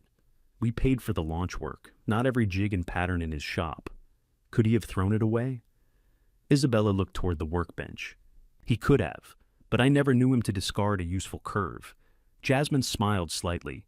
"He wouldn't throw away a bent nail until he'd checked whether it could become a hook." Benjamin's phone vibrated. The marina number appeared. He declined the call. Isabella returned to the brass plate. "May I clean the edge?" "Yes." She used a cotton swab and a small bottle from her bag. Under the dirt, a line of tiny stamped digits appeared. Jasmine read them. "Pattern set number."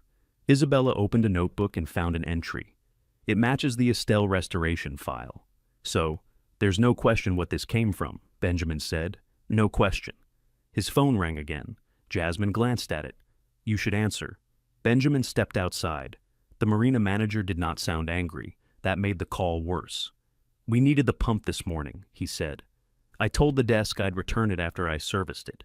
You said yesterday. It was still running here.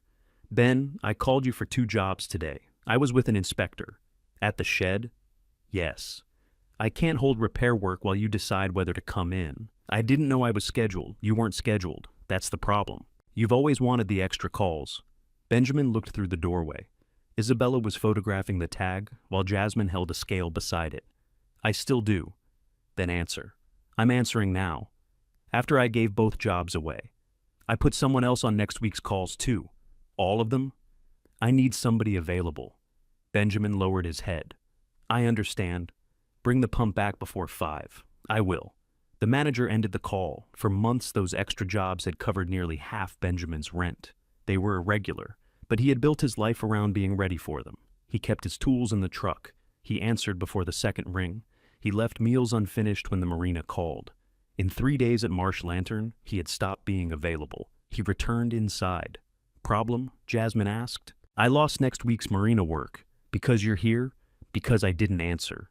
Isabella closed her notebook. We can continue another day. No. You drove out. Finish what you came to do. The launch can wait until tomorrow. The marina didn't. Jasmine watched him. You don't have to make losing work prove anything. I'm not. You sound like you are. Benjamin set both hands on the workbench. I need to know whether this matters. Isabella understood that he was asking about more than the brass plate.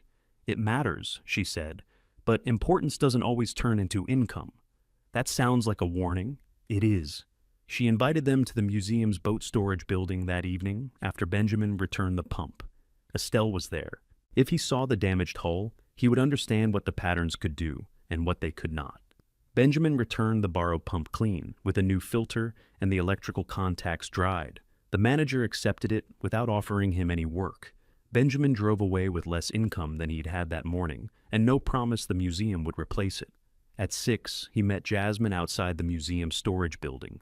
Isabella unlocked a wide metal door. Estelle rested inside on padded supports. Up close, the launch was larger than she had looked in the old photograph. Her port side had been opened, exposing cracked frames and twisted planks. A fallen piling had struck the hull during the coastal storm. The blow had not punched through in one place. It had spread along the side, changing the curve over several frames. Jasmine crouched beside the opening. They pulled the planking before it set in the wrong shape, she said. Within 2 days, Isabella replied. Good. Benjamin touched nothing. He walked along the damaged side and tried to imagine Noah's wooden patterns against the open frames. Can't you measure the other side? He asked.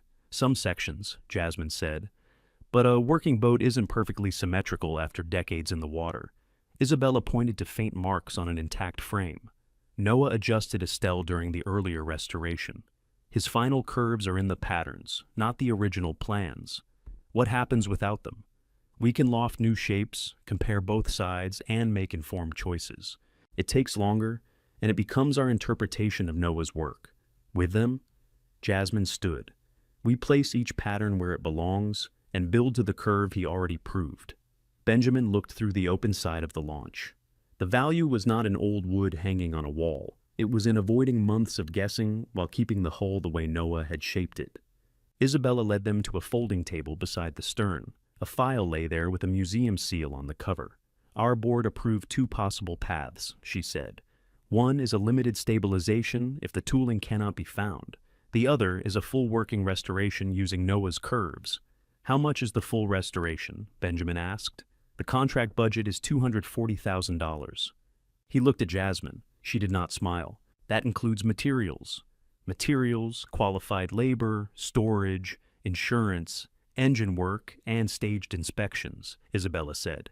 It isn't a purchase price for the patterns. I understand. It also isn't money paid in advance. The museum releases funds as work is completed. Why offer it to me? I'm not offering it yet. She opened the file.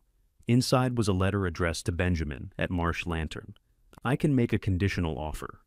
If you locate the complete tooling, establish the right to use it, and present a workable restoration plan, I'll recommend that the contract go to your shop. My shop doesn't exist. You own a boat shed with launch rails, a chain hoist, and direct water access. It floods. Then your plan needs to address that. Benjamin read the letter. It named the contract amount and the conditions Isabella had described, The museum needed his answer within 3 weeks so its board could choose a restoration path. He handed it to Jasmine. "Would you do the whole work?" She read every line before replying. "I have my own backlog. I know. I'd need a real partnership, not free workspace while I build your contract. I know that too. And the building has to be safe. It will be. You don't know that." "No," he said. "But I know I'm not demolishing it." Isabella closed the file. The offer means nothing unless the complete pattern set survives. One tag cannot shape a hull. Where would Noah put full-size patterns if he wanted to protect them? Benjamin asked Jasmine. Above flood level. They both thought of the empty loft. They had already searched it. Isabella said, Noah knew Estelle mattered to the museum. If he moved the patterns, he may have left a record. His shop records weren't in the estate inventory, Benjamin said. Some came to the museum after earlier projects. I can check them. What do you need from me? Permission to copy the tag information and the location photographs. Nothing leaves your property. You have it. Isabella gave him the conditional letter. Then you have 3 weeks. Outside, Jasmine leaned against her van while Benjamin read the letter again under the parking light. That morning, he had been trying to save a place to sleep. $38,000 stood between him and a safe building. Now the damaged shed was also the only practical site for work that could support its repair. The $240,000 did not solve his immediate problem. It made the problem worth entering more deeply. Jasmine tapped the letter. If we find the set, you still need ownership, insurance, a schedule, and a shop that stays dry enough to build in. I said if. You also said partnership. I said I'd need one. Benjamin folded the letter along its existing crease. I spent years taking whatever work somebody handed me, he said. I don't want Marsh Lantern to become another place where I wait for permission. What do you want it to become? He looked back at Estelle through the storage building's open door. A working shop again. It was the first time he had said it aloud. Not a dry corner in the loft, not a piece of land to sell later. Not proof that Noah had loved him more than the rest of the family. A shop where the old rails carried boats again, where Jasmine could lay out a full plank without moving for somebody richer, and where Benjamin's name was attached to work he had chosen. Jasmine held out her hand. 3 weeks, she said. We look for the tooling and build a real repair plan. After that, we decide whether there's a business. Benjamin shook it. The agreement cost him the last excuse to treat Marsh Lantern as temporary. The next morning, Benjamin covered one section of the east wall with brown paper and wrote 3 lists. Make the building safe. Find the tooling. Build the museum plan. Jasmine stood behind him with coffee. You left out sleep. That's upstairs. You left out money. That's everywhere. They began with the safe route. The repaired floor reached the workbench, but Jasmine needed enough room to lay out full planks. Benjamin removed an old shelving frame from the dry end of the shop. They cleared nails, patched 2 weak boards, and raised a work platform on treated blocks. Jasmine checked every support herself. If one rocks, the whole table rocks, she said. Benjamin tightened the last shim. It doesn't? She set a 16-foot board across the platform. Both ends remained level and clear of the walls. That counts, she said. He drew a line through the first item under the building list. It was not finished. It was not even close. But they had created a usable work area where none had existed 2 days earlier. Jasmine brought in a damaged skiff rudder from her backlog. The owner had been waiting because she had nowhere to clamp it securely. By noon, the rudder was fixed between 2 braces while she removed the split lower section. Benjamin set up a portable generator outside and ran 1 cord through the landward door. He kept it elevated above the floor and marked the connection with orange tape. The generator powered lights, a drill, and a fan, but not all at once. When Jasmine started the saw, the lights dimmed. Luxury, she said. Wait until you see the bathroom. There's a bathroom? No. They worked without calling Charles. Isabella emailed copies of Noah's shop photographs and a scanned equipment list from Estelle's earlier restoration. Benjamin printed them at the public library and arranged them on the workbench by date. The photographs showed patterns on the east rack, then later beneath the loft stairs. In the final image, the rack was empty. A wide wooden cart stood in the middle bay. Jasmine examined the cart wheels. That's not for moving lumber, she said. How can you tell? Wide base, low deck, no sides. It was made for shapes that couldn't stand upright. They searched the shed for the cart. Only 1 wheel remained. half buried behind the stovewood box. Its iron rim matched the wheels in the photograph. Benjamin knelt on the floor with a flashlight. Faint parallel scratches ran from the east rack toward the rear bay. They moved the patterns this way, he said, or moved anything heavy this way. The scratches ended near the ordinary stone wall. Jasmine measured the width between them. It matched the cart's wheels in the photograph, within an inch. That did not tell them where the tooling went. It did tell them Noah had moved large flat pieces toward the rear of the shop. Benjamin marked the route on a copy of the floor plan. He did not send it to Charles. At the next low tide, he and Jasmine secured another loose dock timber. They cut away the broken outer section without pulling the iron pins. The work opened more water flow beneath the rear apron. Jasmine took measurements while Benjamin held the work light. If Charles built a repair wall, he said, why leave the old stone in front? To protect the granite from impact, maybe. Would you do it that way? No. What would you do? I'd tie the repair into the existing face and make one wall, so this is 2 walls. At least in this section, they could not see below the ordinary waterline. Mud and dock remains covered the lower face. Benjamin added removal of the collapsed apron to the paper on the wall, then circled it. They would not tear into the masonry. They would clear access, track the tides, and let the structure show them what could be reached safely. That was the new strategy. No more asking Charles to explain what he had already chosen to hide. They would use the building, the photographs, and the work itself. By late afternoon, Jasmine fitted the rudder's new lower section. Benjamin shaped the edge with one of Noah's restored planes. The tool left a thin curling shaving across the bench. Too much at the heel, Jasmine said. Benjamin checked the curve. She was right. He took 2 more passes. The skiff owner arrived before dark. He stepped inside, followed the green path, and ran a hand along the repair. You did this here? He asked. Today, Jasmine said. The owner looked up at the patched roof and temporary braces. Noah would either be proud or furious. Probably both, Benjamin said. The man paid Jasmine and asked Benjamin to look at the skiff's outboard the following week. It was a small job, the kind the marina might once have passed to him. Benjamin wrote the appointment on the brown paper under the museum plan. The boat shed had earned its first new work.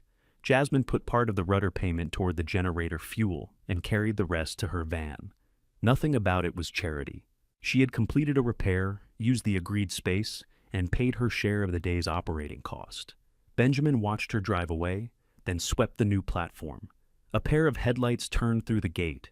Abigail parked where Isabella had parked the day before. She entered without calling out, stopped at the new lock, and waited for Benjamin to open the door. You changed it, she said. Yes. I tried my old key. You have a key? Charles gave me one years ago. It doesn't work now, I noticed. Benjamin opened the door but did not offer her a replacement. She followed the green line into the work area. Her eyes moved over Jasmine's clamps, the generator cord, the repaired boards, and the brown paper on the wall. You're taking customer work? One repair today, another next week, that fast. The space works. She touched the edge of the new platform. How much have you spent?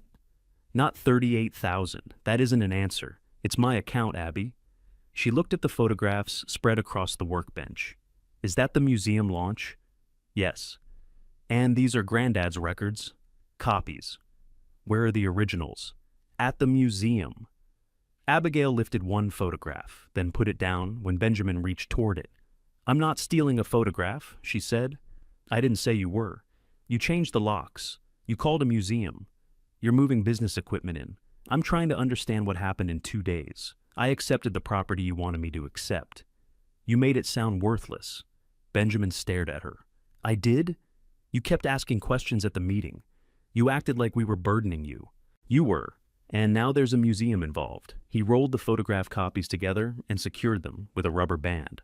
What do you want? Abigail opened her handbag and removed a folded paper. I want to simplify this before it gets ugly. She placed the paper on the bench. It was not from a lawyer or the estate representative. She had typed it herself. The proposal offered Benjamin the estate valuation plus $5,000 for the shed and land.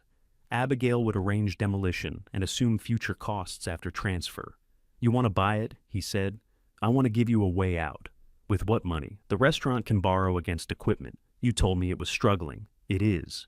Then why take another loan for a flooded shed? Because this has already caused more conflict than it's worth. To you, To all of us. Benjamin folded the proposal once and handed it back. No, you didn't read the conditions. I read enough. 5,000 above the valuation is fair. It was fair yesterday when you wanted it demolished. It's still fair. The museum offered a possible contract. Abigail became still. Benjamin had not planned to tell her the amount. Hiding it would only give her a stronger reason to claim he had deceived the family. How possible? She asked. Conditional. On what? Finding the complete tooling and proving I can use it. How much? He looked toward the river doors. Water moved beneath them in the late light. $240,000. Abigail sat down on the nearest stool. For several seconds she said nothing. Then she asked, for the tag? No. For restoring Estelle. At this shed, if we make it safe, with Jasmine, yes. Abigail's eyes moved to the paper lists, then to the photographs. And the patterns belong to whoever owns the shed? We haven't found them. That isn't what I asked. I don't know who owns them, because we don't know where they are. But you think they're here. I think Granddad moved them toward the rear wall. Abigail stood and walked to the end of the green line. The incoming tide covered the granite. She could see only rough outer stones. Charles said, there's nothing back there. Charles also said he didn't know the granite. You're accusing him of hiding property. I'm saying he knows more about the foundation than he admitted. She turned. If Granddad's tooling is found on estate property, it should be divided. This is my property. The tooling wasn't listed as part of your share. Nothing has been found. But you're already using the possibility to get a contract. Benjamin picked up her proposal and put it into her handbag. I'm not selling. Think before you say that. I have. You could take the money, walk away from the repair cost, and still do work somewhere else. That was never the plan for you. You expected me to sell the lot or pay for demolition. The situation changed. For me, too. Abigail slipped the handbag onto her shoulder. Then we need an inventory. You can ask the estate representative. I will. You don't come in without me. You don't bring anyone here. You don't move tools or papers. If you want access, you arrange it. This was Granddad's shop. Now it's mine. The sentence hurt both of them. Benjamin let it stand. Abigail walked out. At the door, she looked back at the repaired floor and Jasmine's locked tool chest. You really think this can become a business? It already took paid work today. That was the practical fact she could not dismiss. The building was damaged, but it was operating. Abigail left with her purchase proposal still in her bag. 10 minutes later, Benjamin's phone showed a new message addressed to him, Abigail, Charles, and the estate representative. Abigail was requesting a formal inventory of every item at Marsh Lantern before any museum agreement proceeded. She stated that Noah's tooling, if recovered, had never been assigned through the family division. Benjamin read the message twice. His strategy had worked once. The shed had produced paid work, and the museum had given that work a much larger direction. Now, Abigail knew exactly what to stop. The estate representative answered the group message the next morning. She agreed that any newly recovered loose property should be documented before it was used, transferred, or included in a contract. She also said Benjamin remained free to repair his building and operate from it. Abigail replied with one sentence. The museum should be informed that ownership of the tooling is disputed. Benjamin called Isabella before Abigail could. I saw the message, Isabella said. Nothing has been found. I understand. She's disputing something that may not exist. She's preserving a claim in case it does. Does that cancel the offer? It pauses it. Benjamin sat on the loft steps. You said I had 3 weeks. You still do. But I can't recommend a contract to someone who may not control the tools required to perform it. I own the building. The building isn't the condition. The tooling is? Yes. He pressed his thumb against the edge of the phone. What would satisfy the museum?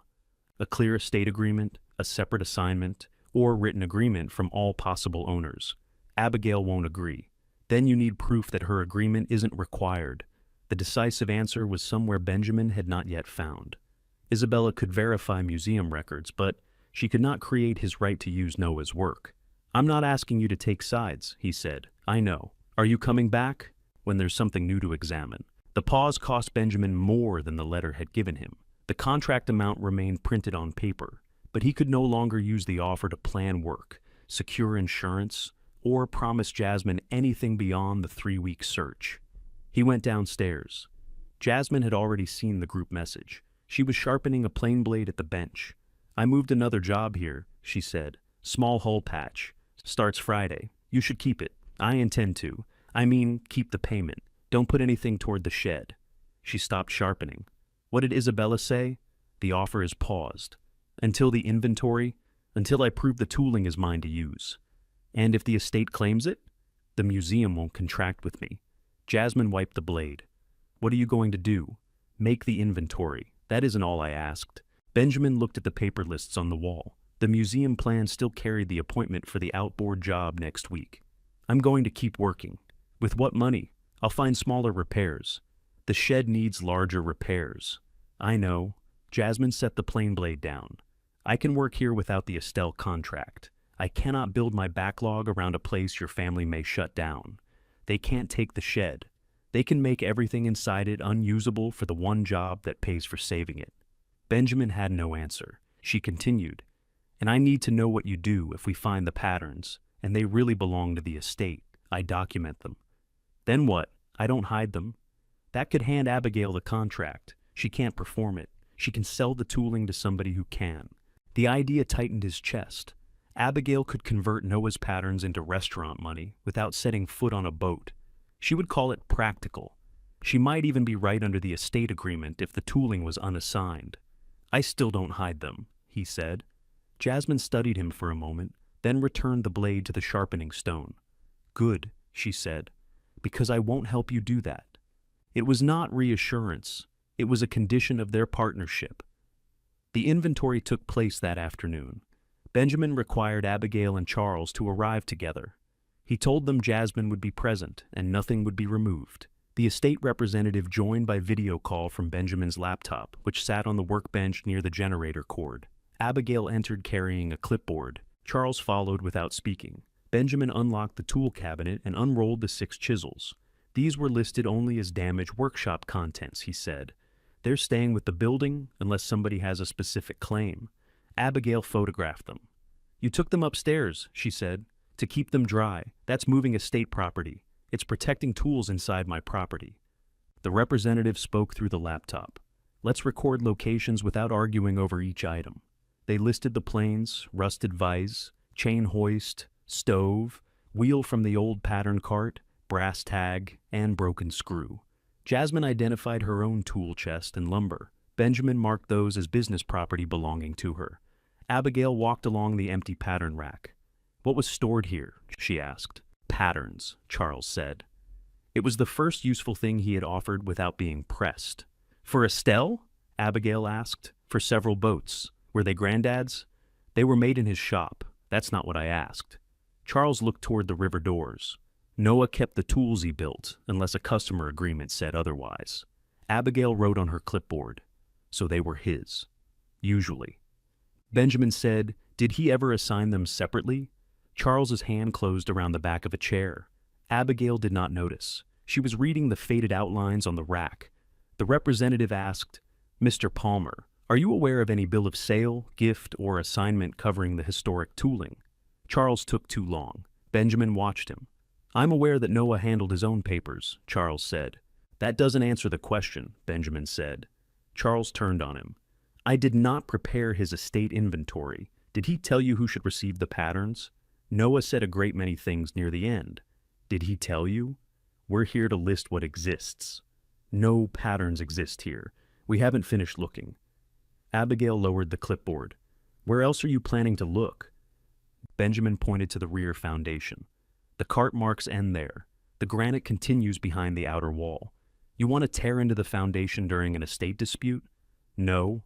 We're clearing collapsed dock material to inspect it. Charles says that's dangerous. Charles also knows more than he's saying. Charles walked toward the door. Stay, Benjamin said. His uncle stopped. For most of Benjamin's life, one sharp look from Charles had been enough to make him soften a question. He didn't soften this one. You knew the granite wasn't an ordinary repair, Benjamin said. You knew an ordinary low tide wouldn't show the bottom. You knew the dock apron was pinned into it. If there's a safe way to inspect it, tell me. Charles faced him. The safe way is to leave it alone. That isn't an answer. It's the answer I have. Then I'll proceed without your help. Abigail stepped between them, not physically, but with her voice. If Benjamin continues after being warned, I want the record to show the rest of us do not accept liability. The representative said, the family agreement already places property responsibility with Benjamin. Then I want that repeated in writing. You can have it. Abigail's counterstep protected her from the cost, while preserving her claim to any value. Benjamin understood why she had chosen it. That did not make it feel less exact. The inventory ended with no patterns listed. The brass tag remained sealed in a clear sleeve inside the locked cabinet. Benjamin kept the key. Before leaving, Abigail placed another copy of her purchase proposal on the bench. The offer stays open until the museum deadline, she said. So I can sell to you before I find out what I own. So you can leave with something certain. What happens if I find nothing? The offer still stands. And if I find everything? She held his gaze. Then we discussed the estate's share. There was no version of her offer in which Benjamin's work belonged fully to him. If he failed, she bought the land cheaply. If he succeeded, she claimed the result. He pushed the paper back across the bench. No. Abigail tucked it under her clipboard. Then, don't ask the restaurant for money when this goes wrong. I wasn't going to. She looked surprised. Benjamin had repaired her kitchen, steps, roof, and shelves without counting the hours. Somewhere inside that old arrangement, she had assumed the flow could reverse if he truly needed it. He had assumed the same. That dependence ended in the space between them. After they left, Benjamin found a voicemail from his landlord. The August rent would rise by nearly a third. If he didn't accept by the following evening, the room would be offered to someone else. Jasmine listened while he played the message again.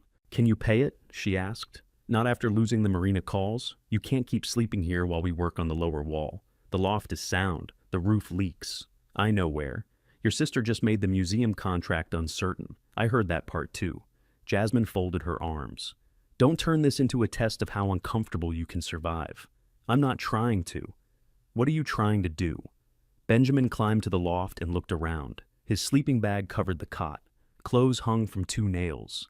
The kettle sat beside the cold iron stove. The chisel roll rested on the window ledge. In less than a week, the space had begun to hold the things he reached for every day. He called his landlord. I won't renew, he said. The answer came easily from the other end. Someone else had already asked about the room. Benjamin arranged to clear it by the weekend. When he returned downstairs, Jasmine was checking the tide schedule on her phone. There's a deeper low coming, she said. Not the unusual one Charles implied, but enough to clear the next apron section. When? Before sunrise Saturday. We'll be ready. If we remove more, the family will say we're searching for estate property. We are searching. And if we find it, we photograph it, call Isabella, notify the estate representative, and leave it in place until ownership is clear. That could cost you everything. It could. You still want to continue? Benjamin picked up the green chalk and extended the safe line toward the river doors. It stopped where the unrepaired boards began. Yes, he could sell, pay rent somewhere else, and let Abigail demolish the question along with the building. He could also keep the contract secret, move anything he found, and spend years wondering whether his first real shop began with a lie. He would do neither. Benjamin wrote Saturday's tide time on the brown paper. Beneath it, he added a rule for the search. Nothing opened without witnesses. Nothing removed without a record. Jasmine read it and nodded. Then they began lifting the next damaged floorboard, accepting that clean proof was now the only kind that could save the work. The old board came up in 2 pieces. Beneath it, the floor beam was sound, but 3 dock bolts had pushed through from the riverside. Their square heads were black with rust. Each sat above the granite line Charles had described. Jasmine cleaned one with a wire brush. These don't hold the foundation, she said. They hold the apron to a separate timber. Can we cut them? From inside, yes. Then the apron should release away from the stone. Should? I'm not promising what 37 years of salt water decided to do. Benjamin looked at her. 37? If Charles was right about the year, he had been. The bolt style, the treated timber, and the photographs all placed the work in the same period. They spent Friday preparing instead of pulling. Benjamin returned to the marina only to buy used chain at the service counter. He paid the posted price and did not ask whether any repair calls had opened. Jasmine borrowed 2 lifting straps from another carpenter and recorded them on their worksheet. They set anchors in the center beam, built a wooden guard over the granite edge, and rigged the apron so it would move outward rather than scrape along the foundation. At dusk, Benjamin climbed to the loft and packed his remaining things into the corner beneath the dry rafters. His room above the laundry had been empty that afternoon. The landlord returned part of his deposit after deducting for a cracked window blind Benjamin had not broken. Benjamin considered arguing, then looked at the cash and took it. That cash bought fuel, bolts, and 2 more treated boards. There was no rented room to return to now. If Marsh Lantern failed, Benjamin would lose his shop and his home in the same place. He slept poorly and woke before his alarm. By 4:30 Saturday morning, work lights shone beneath the shed. Jasmine checked every chain connection twice. Benjamin put on chest waders and entered the water beside the launch rail. The tide was still falling. They cut the first bolt. It dropped through the apron with a dull knock. The second spun in its hole. Benjamin held the head with a wrench while Jasmine worked from the riverside. The rust broke loose all at once, throwing his shoulder against the floor beam. "You all right?" she asked. "Yes." "Say it like you checked." Benjamin moved his arm. It hurt, but held. "I'm all right." The third bolt had fused to the timber. They cut around it and left the metal in place. At 5:40, Jasmine took tension on the winch. The dock apron shifted 2 inches. Benjamin watched the granite guard. Nothing touched it. "Again," he said. She worked the handle. The apron moved another foot, dragging mud and marsh grass behind it. A loose section began to turn toward the west wall. Benjamin adjusted the redirect line. The timber straightened. They pulled until the collapsed apron floated free of the building. Then they guided it between the old pilings and secured it to the bank for later dismantling. The work did not reveal a chamber or hidden tools. It did something more necessary first. It cleared the rear foundation without damaging it. As the tide reached its lowest point, the rough outer wall showed gaps all along the rear bay. Behind those stones, the dressed granite continued in one level face. Near the center, 2 vertical joints ran downward into the water. Jasmine lay on a dry board and reached through one gap with a folding measure. "Granite is set back 14 inches from the outer stones," she said. "Same across the wall?" She checked another opening. 13.5 here, so it was built separately. "Yes." That removed one uncertainty. The granite was not a random repair mixed into the seawall. Someone had constructed a fitted inner face, then protected or concealed it behind ordinary stone. Benjamin rinsed mud from the center section. The 2 vertical joints were too straight to be natural. Their lower ends remained beneath 6 inches of water.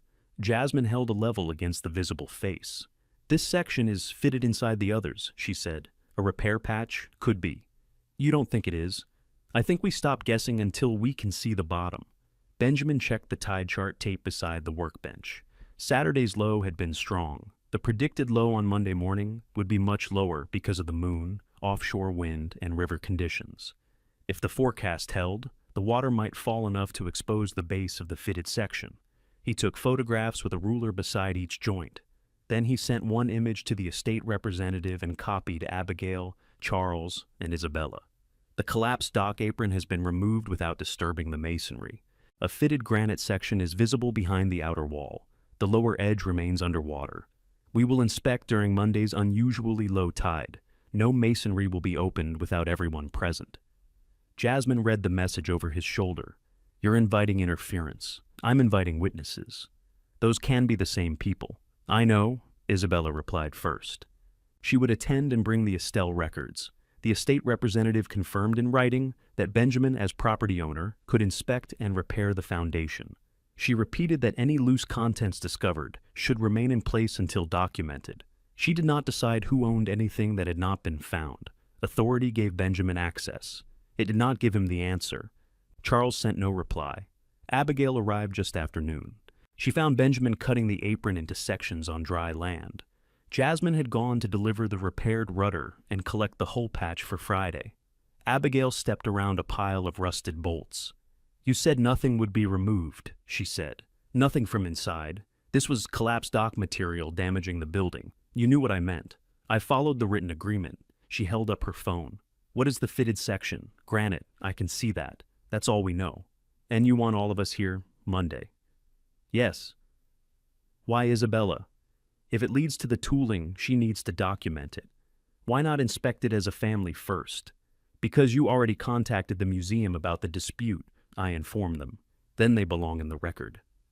Abigail watched him make a chalk line across the dock timber. There's another way, she said. Benjamin set down the saw.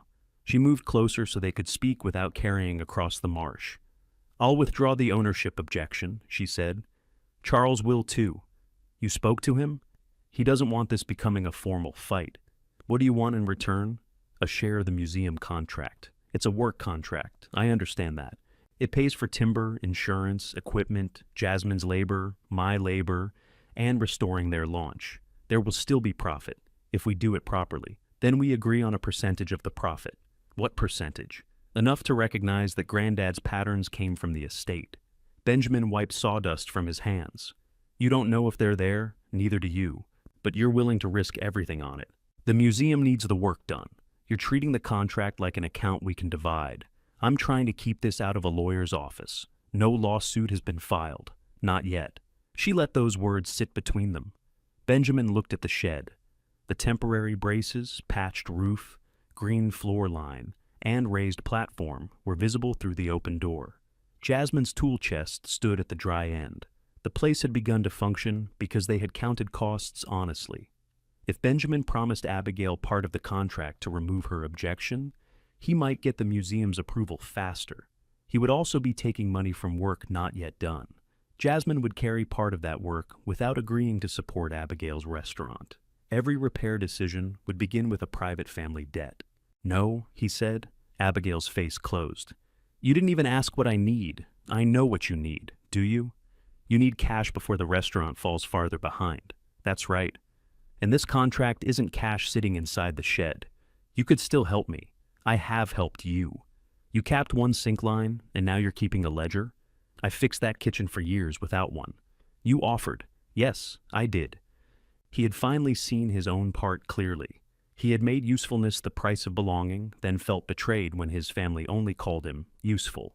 That ends now, he said. If you need repair work, I'll quote it. If I need restaurant food, I'll pay for it. We don't turn favors into claims later. Abigail stared at him as if he had changed the language they both spoke. So, Jasmine gets a partnership, and I get an invoice. Jasmine is doing the work. I'm your sister. That doesn't make her labor yours. The answer was not loud. It changed something anyway. Abigail stepped back. Then my objection stands. That's your choice. You're choosing a ruined shed over family. No, I'm choosing not to use a museum job to cover debts it didn't create. She picked up one of the discarded bolts and turned it in her fingers. Granddad would have helped me, she said. He did. You received his savings. The bolt dropped from her hand. Benjamin could have continued. He could have named every time she had hurried him, every repair she had accepted, every way Charles had protected his own share. He could have made her small enough to leave without another word. He did not. You're still invited Monday, he said. You'll see everything when I do. Why? Because if we find something, I don't want you believing I hid it. And if we find nothing, then you'll know that too. Abigail walked to her car. Before entering, she said, Charles won't come. He hasn't answered. He thinks opening old work will only damage what's left. Tell him the fitted section is already visible. He saw the photograph. Then tell him, I'm opening nothing without him there. Abigail drove away.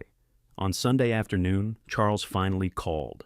Benjamin stood in the lower shop, marking safe positions for everyone expected at the tide. You should postpone, Charles said. Why? The wind could shift. The water may not drop as predicted. Then we inspect another day. And if it does drop, we look at the fitted granite. Don't force it. I won't. Don't you steal against the joints. I won't. Charles was giving instructions for a structure he still claimed not to understand. Come tell me how to handle it safely, Benjamin said. I've told you. No, you've told me to stop. That should be enough. It isn't anymore. Charles breathed slowly through his nose.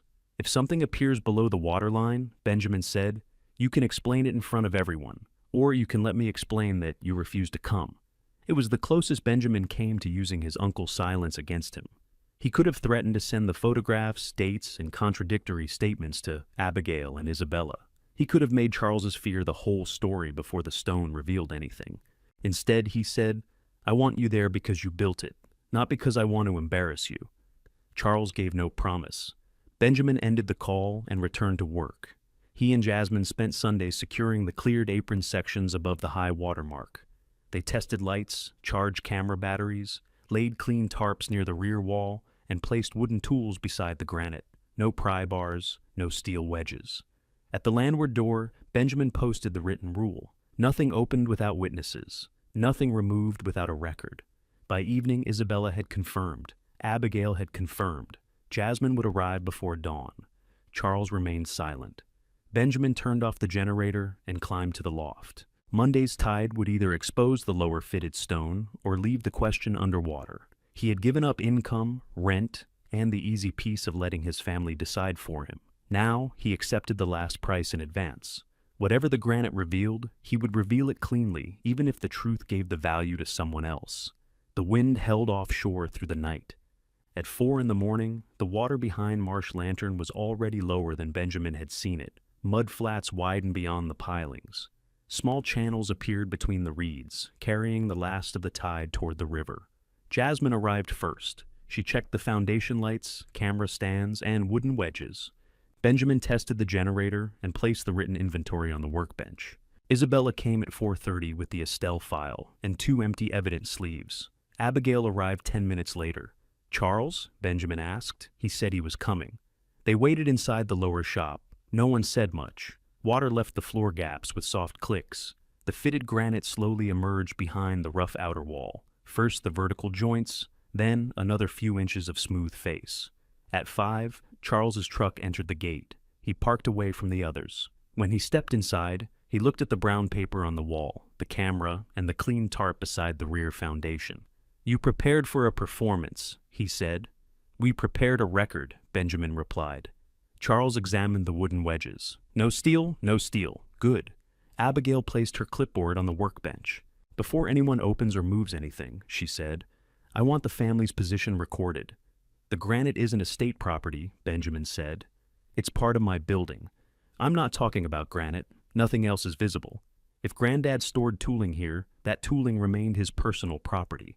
It wasn't included in your share." Isabella stood beside the Estelle file without entering the argument. Benjamin said, "That hasn't been decided. It was never assigned to you. You don't know that. There was no assignment in the estate papers. Charles would have known." Abigail turned to their uncle. "Did Granddad give Benjamin the Estelle tooling?" Charles looked toward the falling water. "Answer her," Benjamin said. Charles's voice was quiet. Nothing was delivered with the estate papers. Abigail took that as agreement. "There," she said. "The shed belongs to Benjamin. Any tools Granddad stored inside still belong to the estate. We can divide or sell them after they are inventoried." She wrote the statement on her sheet and signed beneath it. "Charles?" He did not take the pen. Abigail held it toward him. "You agree. I agree that anything found should be recorded.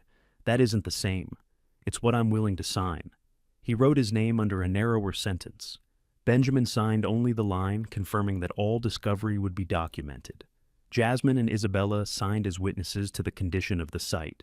The false version now existed on paper. Abigail believed Noah had left no separate instruction. She believed the tooling, if it survived, could be removed from the shed and converted into money. Charles allowed her to believe it because the truth would expose what he had withheld. At 5:20, Jasmine called everyone to the rear bay. The water had dropped below the lowest joint they had photographed on Saturday. A horizontal seam appeared. It ran between the fitted granite and a narrow threshold stone beneath it. Mud covered the lower edge. Benjamin used a wooden scraper to clear it, while Jasmine directed clean water from a hand sprayer. The fitted section was taller than it had seemed. Its 2 vertical joints and lower seam formed a complete rectangle within the granite wall. Abigail stepped nearer. "What is that?" she asked. No one answered at first. The retreating tide cleared the threshold. Near the lower right corner, a recessed bronze socket appeared beneath the mud. Jasmine touched the smooth stone face with her palm. "It's a door," she said. Charles closed his eyes. Benjamin heard Abigail inhale behind him. Isabella moved to the camera and checked that the entire stone rectangle was visible.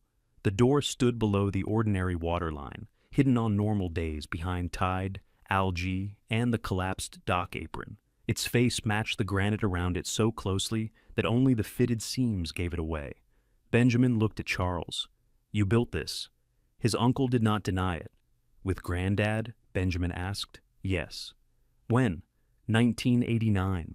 37 years had passed since they set the stone into the rear foundation. What's behind it? Abigail asked. Charles stared at the bronze socket. A masonry chamber. Benjamin felt the answer move through the group. You told me there was Phil behind the wall, he said. I told you what I needed you to leave alone. That isn't an answer. No, Charles said. It isn't. Isabella asked, do you know whether the chamber is dry? It was built to stay dry. What did Noah store there? I never saw. Abigail gave a short, disbelieving laugh. You built a hidden room with him and never looked inside? It was empty when we finished it. Noah sealed it later. Why? He said the lower wall needed protected storage. For what? He didn't tell me. Benjamin stepped between Charles and the stone door. How does it open? Charles's gaze moved to the wooden handles laid on the tarp. That socket turns a bronze locking bar. The stone pivots inward at the left. What kind of seal? Lead around the frame, tarred oak behind it. If the oak has failed, water may be pressing against an inner panel. Then opening it could flood the chamber. Yes. Jasmine checked the water level. We have less than an hour before the tide turns. Benjamin looked at the fitted door. For days the building had led him there, through damaged boards, old photographs, cart marks, and Charles's careful lies. Now that the way was visible, he did not touch it. Does anyone object to opening the stone door for inspection? He asked. Abigail said, I object to anything inside being treated as yours. That's recorded. Do you object to opening it? She looked at Charles. No, she said. Isabella said, the museum has no objection. Jasmine checked the braces again. Structurally, we're ready. Benjamin turned to Charles. You? His uncle looked older than he had when he entered. No objection, he said. But let me show you the lock. Benjamin shook his head. Tell me. I'll do it. That was the boundary. Charles could offer knowledge. He would not take control of the opening after hiding it. Charles crouched beside the bronze socket. Use the square oak handle. Push it in until the shoulder meets the stone. Turn left. It will resist near the end. Benjamin inserted the handle. The socket accepted it exactly. He turned. At first, nothing moved. He adjusted his grip and leaned harder. A deep metal sound came from behind the granite. The handle completed a quarter turn. Locking bar is clear, Charles said. How do you know? I remember the sound.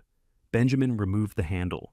A shallow handhold had appeared along the right edge, where the locking bar withdrew. He fitted 2 wooden wedges into the vertical seam, one high and one low. Jasmine tapped them evenly with a mallet. The door shifted inward the width of a fingernail. No water rushed through. Jasmine tapped again. The right edge moved farther. The massive granite slab turned slowly on hidden bronze pivots. Behind it stood a blackened oak panel crossed by 2 horizontal braces. Charles let out a breath. The secondary door, he said. Benjamin inspected the panel. Its lower edge remained dry. The tar coating had cracked but held. A simple bronze latch sat at shoulder height. He looked back at the group. The camera was running. Every person was visible in its wide frame. Benjamin lifted the latch. The oak door opened inward. Cool, dry air reached the shed, carrying the smell of cedar, oil, and old stone. Jasmine raised her work light. Full-size wooden patterns filled the chamber. They stood in fitted racks along both walls, wide curves labeled with frame numbers and launch names. The Estelle set occupied the left side. Brass tags remained attached to most pieces. The open space between the racks held bronze molds wrapped in oiled cloth, stacks of seasoned timber raised on stone blocks, and several long shaping forms hung from ceiling brackets. Nothing glittered. Nothing looked like a fortune. It looked like work preserved before anyone knew when it would be needed again. Isabella entered only far enough to read the first tags. Estelle, frame 1, port, she said. Frame 1, starboard. Frame 2, port. She continued down the rack, comparing each mark with the list in her file. Jasmine followed with the camera. The set is complete through frame 12, Isabella said. Stem mold, stern mold, cabin beam curves.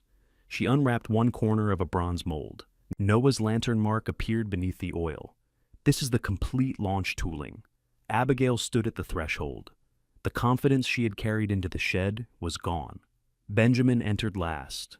At the rear of the chamber, a narrow cabinet had been built into the masonry, its bronze latch opened without a key. Inside lay a sealed document envelope wrapped in waxed cloth. Benjamin Palmer was written across the front in Noah's hand. No one spoke. Benjamin carried the envelope to the workbench outside the chamber. Isabella positioned the camera above it. Abigail and Charles stood across from him. Jasmine remained at his side. The waxed cloth came away cleanly. The paper envelope inside bore a notary seal across the flap. Benjamin photographed it before opening. He removed a multi-page document. The first line identified Noah Palmer. The next described the complete boat-building tooling collection stored at Marsh Lantern. It included the launch patterns, molds, jigs, shaping forms, and associated working stock. The assignment transferred all of it to Benjamin. It had been executed and notarized in 2024. Abigail took one step toward the bench.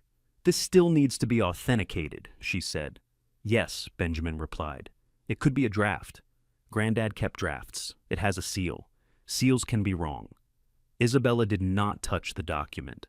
"A qualified examiner should handle it from here." Abigail turned to Charles. "Did you know this existed?" Charles gripped the back of a chair. She asked again. "Did you know?" "Yes." The word changed the room more than the opening had. Abigail stared at him. "Since when?" "Since Noah signed it. You told us nothing was delivered. Nothing was. You knew he assigned the tooling to Ben." Charles looked at Benjamin now. "Noah told me the original was in the chamber. He asked me to retrieve it after he died and give it to you." Benjamin felt the workbench beneath both hands. "You were supposed to deliver this?" "Yes." "Why didn't you?" Charles looked toward the open granite door. "Because retrieving it meant exposing the chamber. Exposing the chamber meant inspecting the whole rear foundation. I knew what repairs could cost. Your sister needed the savings. I wanted the house settled. I kept telling myself the patterns were old wood and the assignment could wait. You let us value the shed at $22,000. I let the estate value the visible property. You let Abigail pressure me to demolish it. I didn't think you would. You told me to. I was afraid that if the chamber became part of the estate discussion, none of us would be able to close anything." Abigail's voice sharpened. "So you protected your house." Charles did not answer. The tide began returning beneath the floor. Jasmine checked the foundation gauge. "We need to close the chamber soon." Benjamin placed the assignment in the clear evidence sleeve without letting anyone else handle it. Isabella sealed the edge and signed across the closure as a witness. Jasmine signed beside her. Abigail watched, then added her name. Charles signed last. They photographed the tooling in place. Nothing was removed except the assignment. Benjamin closed the cabinet, the oak panel, and the granite door. Charles told him how to reset the locking bar, but Benjamin turned the handle himself. Water reached the threshold minutes later. Back at the workbench, Abigail looked at the sealed assignment. "If it's genuine," she said, "the tooling is yours." The condition remained, but her earlier claim had lost its certainty. Benjamin looked at Charles. His uncle had finally told the truth where everyone could hear it. The truth did not repair what he had done. It ended his power to keep doing it. Benjamin locked the assignment in the cabinet and put the key in his pocket. "We'll have it examined," he said. "Until then, the chamber stays sealed, the inventory stays public, and nobody enters without me." No one argued. The tide rose across the lower floor, covering the granite seams and erasing the door from sight. This time, everyone in the shed knew exactly where it was. The assignment remained in the locked cabinet overnight. Benjamin slept above it with the key under his pillow. Rain started near dawn and struck the patched roof in short bursts. The basin caught one leak. A saucepan caught another. Nothing about owning Noah's tooling made the loft drier. Jeffrey White arrived at 9 with 2 hard cases and a folding examination light. He asked everyone who had handled the document to identify themselves. Then he placed a clean mat across the workbench. Abigail stood near the landward door. Charles remained outside until Benjamin called him in. Jasmine and Isabella took places beside the empty pattern rack. Jeffrey photographed the sealed evidence sleeve before opening it. "I'm examining the paper, ink, signature, notary seal, and evidence of alteration," he said. "I'm not deciding what the assignment means legally. I'm deciding whether the document is consistent with an original executed in 2024. He worked without conversation. First came the paper under transmitted light. He checked its fibers, watermark, folds, and edges. Then he examined the ink at several magnifications. Noah's signature received the longest attention. Jeffrey compared it with known signatures from the estate records. He did not look only at the shape. He studied pen lifts, pressure changes, and the way Noah joined the letters in Palmer. Abigail watched every movement. "Could somebody trace that?" she asked. "Someone could trace a signature," Jeffrey said. "A tracing usually leaves signs. Do you see any?" "Not so far." He made an impression of the raised notary seal and compared its pattern with the commission record. He checked the type pages for replaced sheets and inspected the staples beneath magnification. The process lasted nearly 3 hours. Benjamin went upstairs once for water and came straight back. Charles did not leave the room. At last, Jeffrey placed the document flat beneath the light. The pages are from the same paper stock. The printing is consistent across the document. The signature is written in fluid ink with natural variation. I found no tracing marks, no erasure, no page substitution, and no indication that the notary seal was transferred. "Plain English," Abigail said. "In my opinion, this is an authentic original assignment signed by Noah Palmer and notarized on the date shown." Abigail pressed her lips together. Jeffrey returned the assignment to a new protective sleeve. He sealed it, signed the edge, and gave Benjamin a written report. That was his function. He packed his lights and left. No one congratulated Benjamin. The result was too exact for celebration. Abigail walked to the workbench and read the first page again through the sleeve. "He gave you all of it," she said. "Yes, not the shed.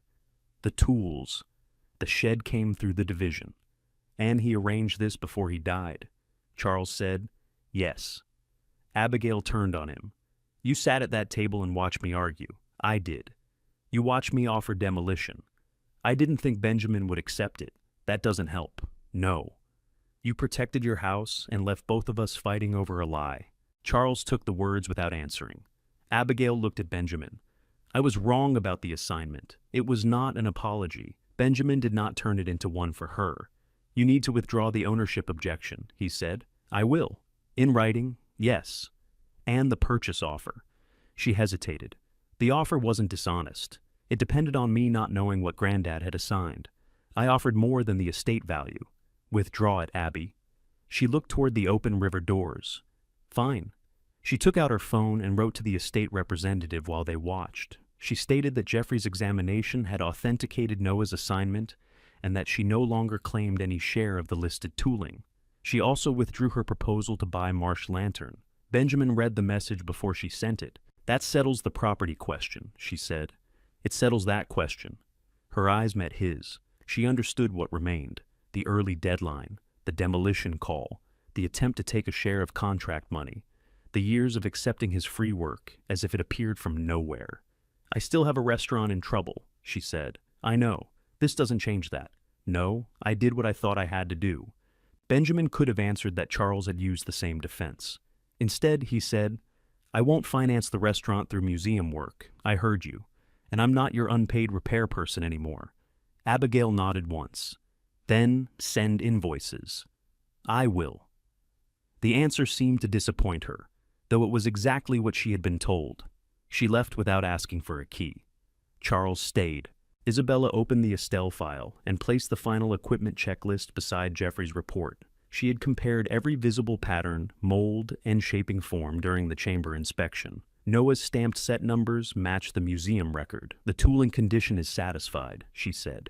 She handed Benjamin the museum contract. It was longer than the conditional letter, but no more mysterious. The museum would pay in stages as work passed inspection. Materials had their own budget. Labor had to be recorded. Insurance and building safety came before Estelle could be moved. The $240,000 could support the work. It could not be taken home on the first day and spent. Benjamin read the page naming the contractor. Marsh Lantern Boat Shed, Benjamin Palmer, owner. He turned to Jasmine. "The work plan names you as lead marine carpenter." "I saw. That isn't the partnership agreement." "No. We write that separately before the first payment. Ownership, decisions, labor rates, profit, tools, and what happens if one of us leaves. All of it." Jasmine nodded. Then sign the museum contract. Benjamin signed. Isabella signed for the museum. The first payment would be released after proof of insurance and approval of the stabilization work. The old estimate remained in force. They still needed to repair the west wall, roof, floor, and water access before Estelle could arrive. The contract did not erase the $38,000 problem. It gave the problem a sequence. Isabella packed her copy. "I'll return for the first site inspection," she said. "Until then, keep the tooling in place and dry." "It stayed dry for 37 years, Charles said. Isabella looked at him. "Then, your original work did its job." The word struck Charles harder than blame. After Isabella left, he stood beside the rear bay while the tide covered the stone door. "I can rebuild the outer foundation," he said. Benjamin did not answer at once. "I know how it was tied together," Charles continued. "I know which stones can come out and which ones protect the chamber. You knew all week." "Yes. You could have helped before we spent days guessing." "Yes. You could have delivered the assignment last year." Charles looked down. "Yes." There was no useful reply to that either. Benjamin said, "If you work here, Jasmine directs the repair." Charles's face tightened. "I built that wall, and then you hit it. I know more about it than she does. You know the old work. She's responsible for the new work." Charles turned toward Jasmine. She did not soften the condition. "I'll use what you know. I won't let you make unrecorded changes. I'm not asking permission to touch work I built with my father." "It's Benjamin's building," Jasmine said. Charles looked back at his nephew. That was the relationship now. He no longer entered through memory or seniority. He entered by Benjamin's permission and worked under an accountable plan. "If I agree," Charles said, "do you want my help?" "I want the foundation repaired." "That's not what I asked." Benjamin held the cabinet key in his palm. "I don't know what I want from you yet," he said. "You can start with the foundation." Charles accepted that, because nothing more had been offered. He returned the following morning in work clothes. In the truck bed were masonry tools, a wet saw, and 2 timber forms he had kept since building the chamber with Noah. Jasmine inspected every tool before work began. Charles showed her where the outer stones tied into the west footing. He drew the old drainage path and marked the bronze door pivots so no new fastener would touch them. Jasmine questioned each step. Charles answered without telling her to trust him. Benjamin listened from the workbench while preparing a small outboard for his first direct customer. Abigail's written withdrawal arrived before noon. The estate representative confirmed that the inventory dispute was closed. Benjamin printed the message and placed it with Jeffrey's report, the assignment, and the museum contract in a locking metal box upstairs. Paper had settled ownership. It had not repaired the wall or restored his family. Downstairs, Charles mixed the first batch of mortar under Jasmine's direction. He did not apologize again. He lifted stone. He measured twice. When Jasmine told him a joint was too narrow for proper drainage, he removed the stone and cut it again. By the end of that week, Charles had rebuilt 6 feet of the outer foundation. The work moved slowly because every stone had to protect the granite behind it without pressing against the door. Charles remembered the old drainage spaces. Jasmine checked them with a narrow camera before approving the mortar. On Friday, Charles reached for a stone Jasmine had rejected. "It fits," he said. "It blocks the lower channel. That channel carried water before the apron collapsed. It still carries water." Charles turned the stone over in his hands. For a moment, Benjamin expected him to place it anyway. Instead, he set it beside the saw and chose another.